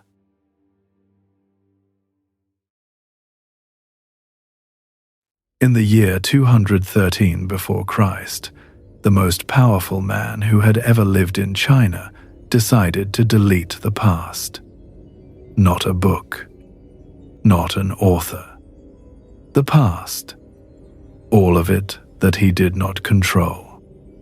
And he very nearly succeeded, which is what makes the way he failed so extraordinary. The man was Qin Shi Huang, the first emperor. For centuries, China had been a chaos of warring states, and he had conquered them all, one by one, until in 221 BC, he stood as the first emperor of a single, unified China. He standardized the script. He standardized the coins, the weights, the very width of cart axles so they'd fit the same road ruts across his whole realm. He began the works that would become the Great Wall. He intended his dynasty to last, his own words, 10,000 generations. He was a man remaking the entire world to his own design. And there was only one thing in his way: the past. Because his scholars, the learned men of the old Confucian tradition, kept doing an infuriating thing.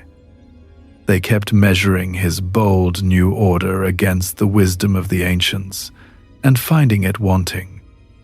They'd say, the sages of old did it differently. And every time they said it, they were, in effect, judging him. His chancellor, a brilliant, cold legalist named Li Si, understood exactly how dangerous that was.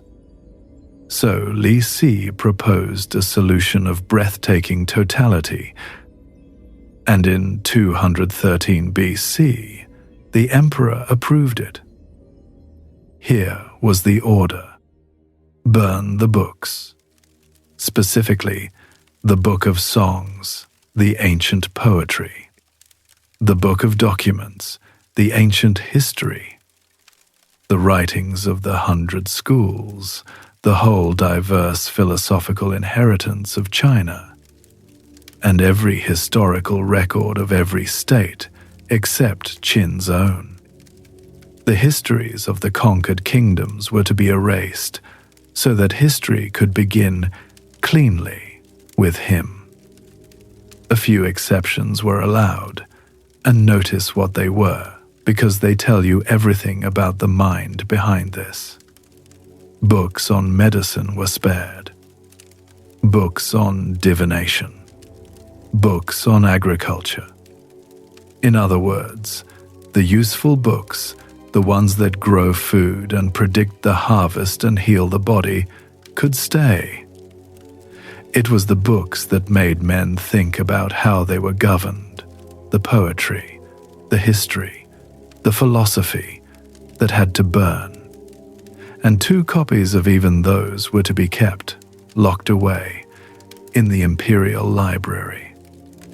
The knowledge wasn't to be destroyed so much as monopolized, held only by the state. And notice what that targeting really meant. The histories he ordered burned were the histories of the other kingdoms, the states he had conquered. A kingdom's history is its identity, its heroes, its grievances, its sense of itself as a people with a past worth defending. Burn the history, and within a generation or two the conquered don't just lack an army, they lack a memory of ever having been anything but Qin. This wasn't only censorship.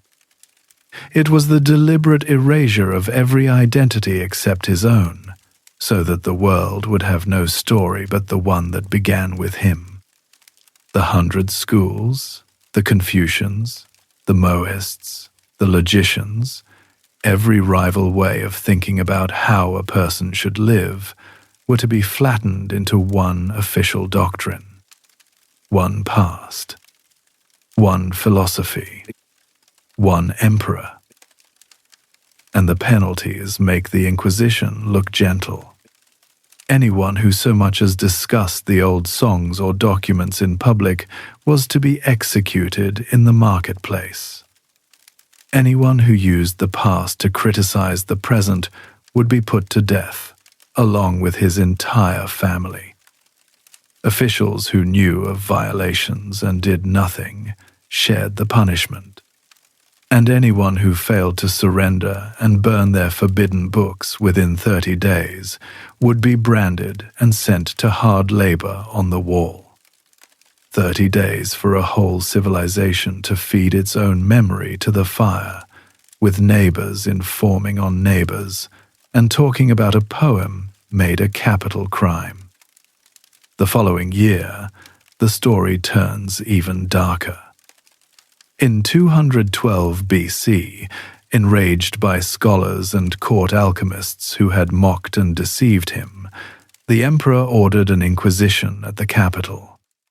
By the traditional account, some 460 of them were rounded up and killed, buried alive, the histories say, in pits. Now, I have to be honest with you here, because we care about the truth on this channel. That grisly detail rests on essentially a single later source, and modern historians genuinely doubt the specifics: who exactly died, how many, and whether buried alive is literal or a translation of something closer to executed. But that some terrible purge of the scholars happened, the tradition is firm. And when the emperor's own eldest son, Crown Prince Fusu, dared to object, to say that such cruelty would only breed rebellion, his father exiled him to the northern frontier. So pause here, because this is the question at the very center of tonight's entire story. Qin Shi Huang could command 1,000,000 men. He could wall off the north of the world with the labor of conscripts. He could kill anyone, anywhere, on a word. So why would a man with that much power lie awake over a book of old poems? What is it about being reminded of the past that frightens absolute power so deeply? I don't think it's really about the poems. I think a self-made order, a man who insists history begins with him, simply cannot tolerate the existence of a yardstick he didn't make. The past is the one rival he can't conquer, so he tries to burn it. And here is how the most powerful man in China lost to a book. Because while the bonfires burned, an old scholar named Fu Sheng took a copy of the Book of Documents, and he hid it. And when hiding wasn't enough, he did something the fire could not reach. He memorized it. He carried the forbidden text in his own mind, word by word. And decades later, after the Qin had fallen an old man, he recited it back so that it could be written down again and saved. And in another place, someone sealed copies of the classics inside the wall of Confucius's old family house and plastered over them and left them in the dark for the danger to pass. Because the danger did pass, and fast.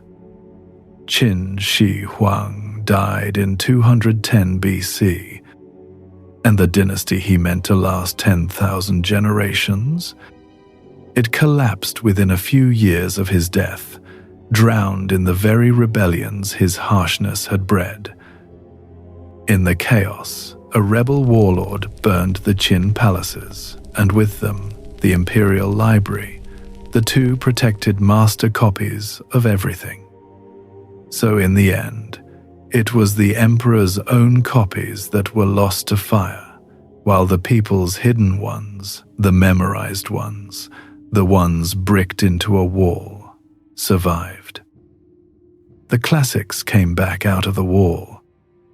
They came back off the tongue of a dying old man. And the book of songs, the book of documents, the books the most powerful man on earth had tried to erase, became the very foundation of Chinese civilization for the next 2,000 years. His name, meanwhile, survives mostly as a warning. He wanted to begin history. Instead, he became a cautionary tale within it. Now, every story tonight has ended, more or less, the same way the book survives, but almost by accident. By a lucky 3 copies. By a wall. By a memory. By a smuggled coat. Our final 2 stories are different, because in these, people saw the fire coming and decided to beat it on purpose.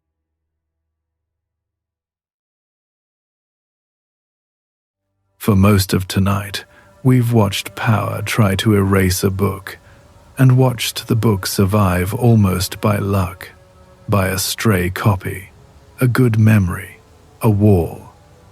This story is different. This is the one where the librarian saw the fire coming and outplanned it. You may think of Timbuktu, if you think of it at all, as a figure of speech, the far edge of the map, the middle of nowhere. But for centuries, Timbuktu, in what is now Mali, was one of the great centers of learning in the entire world. A desert city of scholars, where the trans-Saharan trade carried not just gold and salt, but books, and where, in its golden age, the libraries held works on astronomy, mathematics, medicine, law, poetry, philosophy, history, much of it written when much of Europe was still in the dark. And those manuscripts never entirely left. They had been handed down, hidden, and treasured by Timbuktu families for generations. By our own century, the count ran to something on the order of 377,000 manuscripts, scattered across the city in family libraries and a great state institute named for the scholar Ahmed Baba. And understand what was in them, because that's the whole point. These weren't just relics to be kept under glass. They were the working record of a curious, cosmopolitan, deeply literate civilization. Treatises on algebra and astronomy, medical texts on surgery and the treatment of disease, legal opinions, trade contracts, letters between scholars passing back and forth across the Sahara, poetry, arguments about ethics, about good government, about the rights of women, about whether this or that practice was permitted, books that openly disagreed with one another. To the wider world, Timbuktu had become a punchline, a synonym for the end of the earth. In fact, it had been, for centuries, a city people crossed a desert to come and read in. And that, a living tradition of open, questioning, sophisticated thought, was exactly the thing the men with the guns could not permit to survive. And in 2012, the fire came for them. Armed fighters linked to Al-Qaeda, the groups known as Ansar Dine and AQIM, swept in and seized Timbuktu. They imposed their own brutal rule. They began destroying the city's ancient Sufi shrines, smashing the tombs of saints as idolatry. And it was only a matter of time before they turned to the libraries, to those hundreds of thousands of manuscripts full of a tolerant, curious, philosophical Islam that these men regarded as heresy in ink. Books on music, books on the stars, books that argued. To the occupiers, this was a civilization that needed correcting, by fire if necessary. Standing between that fire and the books was a soft-spoken man named Abdel Kader Haidara. He was a Timbuktu native from a family of manuscript keepers. He'd spent his younger years traveling the desert and the river towns, recovering crumbling manuscripts for the libraries. He knew, better than anyone, what was about to be lost. And he did not give a speech. He did not call for resistance. He did something far quieter and far braver. He decided to smuggle the entire written heritage of Timbuktu out of the city, right under the occupiers' noses. It became one of the great rescue operations in the history of the written word. Haidara organized a secret network, relatives, neighbors, couriers, ordinary people, and they began to work, mostly at night. They bought up every metal and wooden footlocker they could find, until buying so many trunks started to look suspicious in itself. They packed the manuscripts, some of them 600-700 years old, fragile as dried leaves, into the trunks, padding them, hiding them. And then they moved them. First into safe houses, scattered across the city. And then, the truly dangerous part, out of Timbuktu entirely, past the jihadist checkpoints and, later, past government army checkpoints too, by mule cart, by 4x4, and finally by boat, down the Niger River, hundreds of miles south to the capital, Bamako. Every leg of it was deadly. A young man working under Haidara, his nephew, was caught at a checkpoint with a trunk of manuscripts. He was arrested by the occupiers' so-called Islamic police, accused of theft, and held for about a day under the threat of having his hand cut off, before community elders managed to talk him free. Couriers were stopped. A boatload of manuscripts was hijacked on the river and had to be ransomed back. At one point, as the French military intervened, a helicopter reportedly nearly fired on a cargo of books, mistaking the rescue for the enemy. The whole operation was funded on the fly. An American lawyer named Stephanie Diakite helped raise something like $1 million from around the world to pay for the trunks, the fuel, the bribes, the boats. And then, in January of 2013, as the fighters were finally driven out of Timbuktu, they did exactly what everyone had feared. At the Ahmed Baba Institute, the great state library, the retreating fighters set the building on fire. The news flashed around the world. Timbuktu's libraries are burning. The manuscripts are lost. A second library of Alexandria gone to the flames. People who had never heard of Timbuktu grieved for it. And then came the reversal, and it is, I think, the most satisfying one in this entire collection. Because when the smoke cleared, the world learned the truth. The shelves were empty. They had been empty for months. The fighters burned a few thousand manuscripts that were left behind, a real loss, around 4,000. But the overwhelming bulk of the collection, something like 95% of it, was already gone. Safe.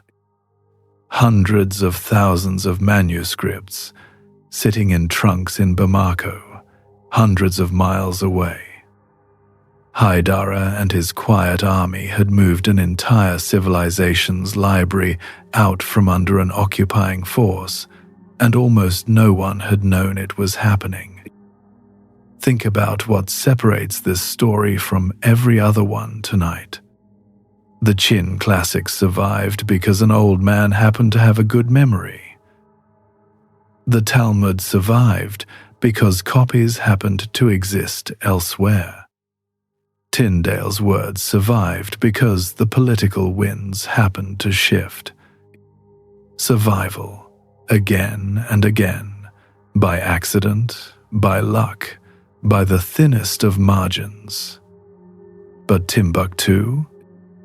Timbuktu survived because one man refused to trust to luck. He looked at the fire, and he made a plan. Erasure didn't fail here by chance. It was defeated, deliberately, by people who decided that these words were worth risking their lives for. The manuscripts have since begun to travel home, up the same river they fled down. Their only enemy now is a slower one, time and the desert damp. Not fire. Not anymore. And so we come to the last story, the 17th book, and the first saved it for the end because it is, in a way, the saddest, an erasure that genuinely succeeded, that destroyed almost everything, and yet it contains the strangest, most beautiful twist of them all.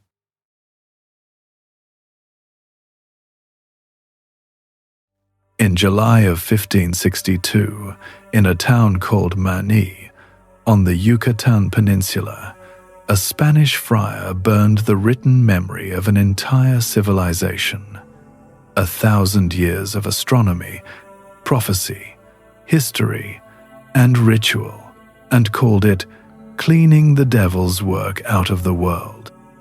He very nearly finished the job.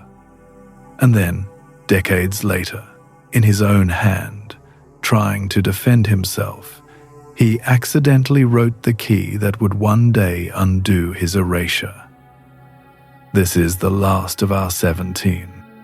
I've saved it for the end, because it is, in two opposite ways, the most extreme story on the list. It is the one where the fire genuinely won, where the erasure succeeded almost completely. And it is the one with the most astonishing twist of them all. Let me first tell you what was lost, so you feel the weight of it. The Maya were one of the great literate civilizations of the Americas, the only one in the New World to develop a full writing system. For centuries, their scribe priests had kept books. We call them codices. They were made of beaten bark paper, coated in fine white lime, and folded like a screen, so a single book could stretch out to many feet. And painted across them, in brilliant reds and blacks and blues, were the hieroglyphs that held the knowledge of their world, the precise movements of Venus and the moon, the interlocking wheels of a calendar more accurate than the one Europe was using at the time, the almanacs that told a farmer when to plant and a king when to go to war, the genealogies of dynasties, the names of gods. These were not idols. They were the library of a civilization, its science, its history, its memory of itself, written down. The man who burned them was Fray Diego de Landa, a Franciscan friar, earnest, brilliant, tireless, and utterly certain. In 1562, he was the head of his order in the Yucatan, though, and this matters, not yet a bishop. He was acting on his own authority. The Spanish had conquered the Maya a generation before and baptized them, at least on the surface. But Landa began to hear things that horrified him, that out in the villages, his Christian converts were slipping back to the old gods, keeping idols, burning copal incense, performing the forbidden rites in the mouths of caves. To Landa, this was not a lapse. It was a betrayal of Christ, and it demanded a reckoning. The reckoning he chose was brutal.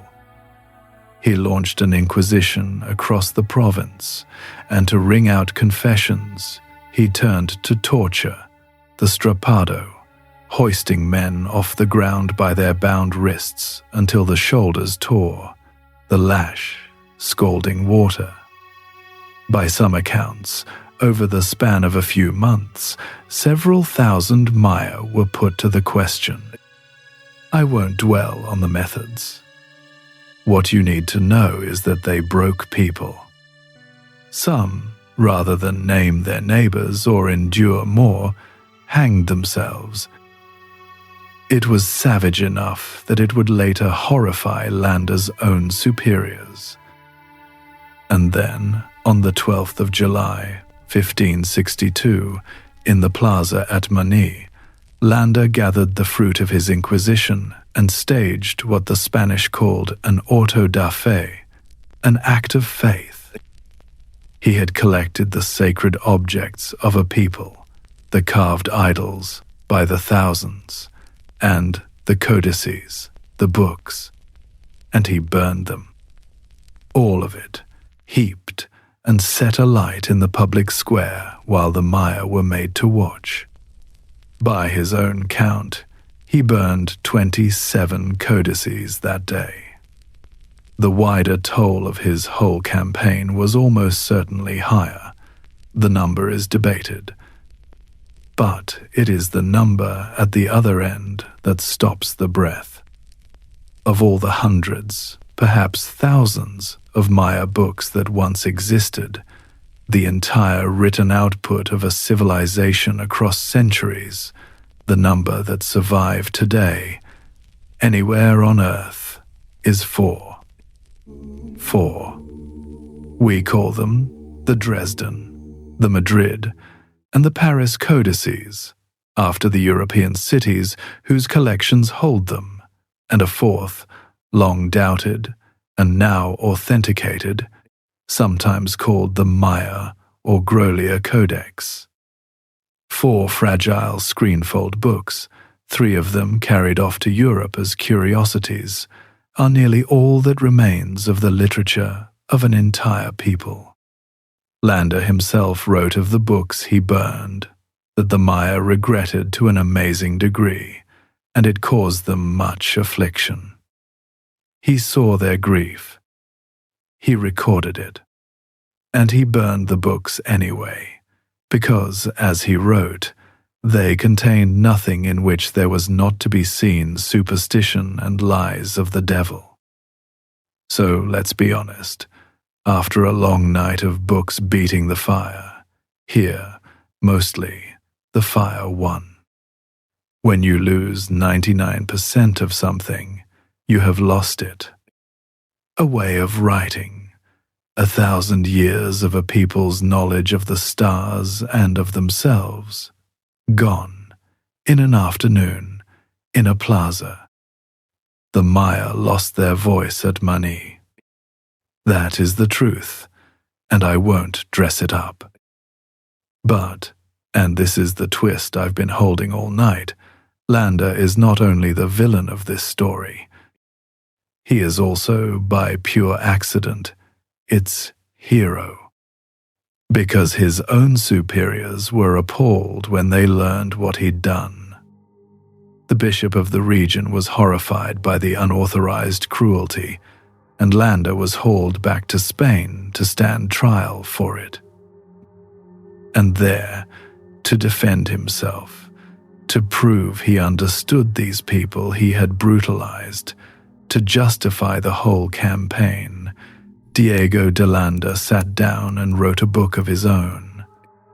An account of the Maya, their calendar, their religion, their daily life, their customs, and their writing.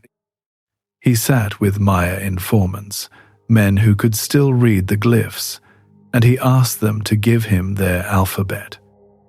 And he wrote down what they told him, a chart matching Maya symbols to sounds. Now, Lander got it wrong. Badly wrong.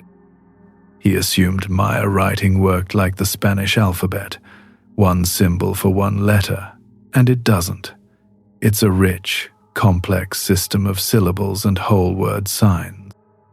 So, for centuries, his little chart was dismissed as a charming muddle, the confused notes of a conquistador friar who had no real idea what he was looking at. A curiosity, a dead end. Until the 1950s, when a Russian linguist named Yuri Knorozov, working in the Soviet Union, far from the jungles and the museums, pored over Lander's old chart and had the insight that changed everything. The friar hadn't recorded an alphabet at all. He had recorded syllables. The mistakes weren't mistakes, they were the missing key. Lander's chart was, in effect, the Rosetta Stone of the Maya language. And using it, building on it, decade by decade, scholars finally began to crack the code, to read the 4 surviving codices, to read the inscriptions carved on every temple and stela across Central America, stones that had stood mute for 1,000 years. The voice that Diego de Landa had tried to burn out of the world began, at last, to speak again. And it spoke through the very document the friar had written to excuse the burning. Sit with the full shape of that. The man who erased the Maya library wrote, with his own hand, the book that would one day let us read what little he'd left. The arsonist drew the map back to the treasure. He could not even erase a civilization cleanly. His own guilt, his own need to justify himself, preserved the key. 4 codices survived the fire, and the fire starter's own confession survived to decode them. There is no neater proof in all of history that the impulse to erase and the impossibility of erasing are bound together, that the very act of trying to destroy a thing so often leaves behind the thread that saves it. So, 17 books. 17 times that someone with real power, an emperor, a pope, a caliph, a king, an inquisitor, a dictator, a mob, looked at a few hundred pages of ink and decided the world could not be allowed to contain them. And now that we've walked all the way through it, from a square in ancient China to a river in Mali, let me tell you what I think it all reveals. A few things. The first is that power, almost never, is really afraid of the book. It's afraid of the interpretation. It's afraid of the scholar who measures it against the past, the prophet who says the quiet thing out loud, the novelist who shows the people what their rulers actually are. The book is just the proxy. What gets attacked every single time is somebody's right to look at power and describe it honestly. The second is that the bonfire is almost always a confession of fear and almost always a mistake. Burning a book tells the whole world the book is worth burning. Tunstall's gold financed Tyndale's next edition. The fatwa made Rushdie's novel permanent. Again and again, the fire became the best advertisement the book ever had. The third is the one I find most consoling, in a dark sort of way. Books outlive the empires that burn them. The Qin dynasty fell. Its classics became the soul of China. The Soviet Union fell. Its prisoners' testimony is taught in its schools. Diego de Landa's order faded. The Maya are reading themselves again. The empire is almost always the temporary thing. The words turn out to be the permanent ones. But the first don't want to leave you too comfortable. Because here's the uncomfortable part. Every single one of these censors believed they were right. The friar burning the codices thought he was saving souls. The inquisitor thought he was protecting the faithful. The commissar thought he was defending the revolution. The student throwing books on the Berlin bonfire thought he was purifying his nation. Not one of them woke up thinking, "Today I will be the villain in someone's midnight story." They all believed they were protecting something precious. Which leaves a question I'd gently set down beside you as the lamp burns low. What are the certainties of our own age, the things we are all so sure should not be allowed, that might look to someone 100 years from now like just another fire in just another square? I'll give you my own verdict, for whatever it's worth. Of everyone we met tonight, I think the man who understood the whole pattern most clearly was William Tyndale, calm, doomed, and somehow already certain that the words would outrun the fire. "I am the gladder," he said, when they told him his enemy was buying his books to burn them. He knew. But the strongest case for the opposite lesson, that erasure doesn't have to be survived by luck, that it can simply be beaten, belongs to a quiet librarian in Timbuktu named Abdelkader Haidara, who didn't trust to irony and made a plan instead. If you put it to me, I'd give it to Tyndale. Though the first suspect a good many of you would argue for Hyderah, and I would genuinely love to hear why. Because across 23 centuries and 6 continents, and every faith and flag and ideology that ever held a torch, it comes down to the same strange, stubborn fact. They burned the books, and the empires fell, and the books are still here. Since you made it this far, I'm glad you enjoyed the episode. If you would like to continue listening to episodes with similar themes, I linked them in the description below. You will also find a playlist of our most popular videos. Sleep now, midnight magnates. And wake up, as always, a little stronger and a little wiser. The story is done, but yours continues.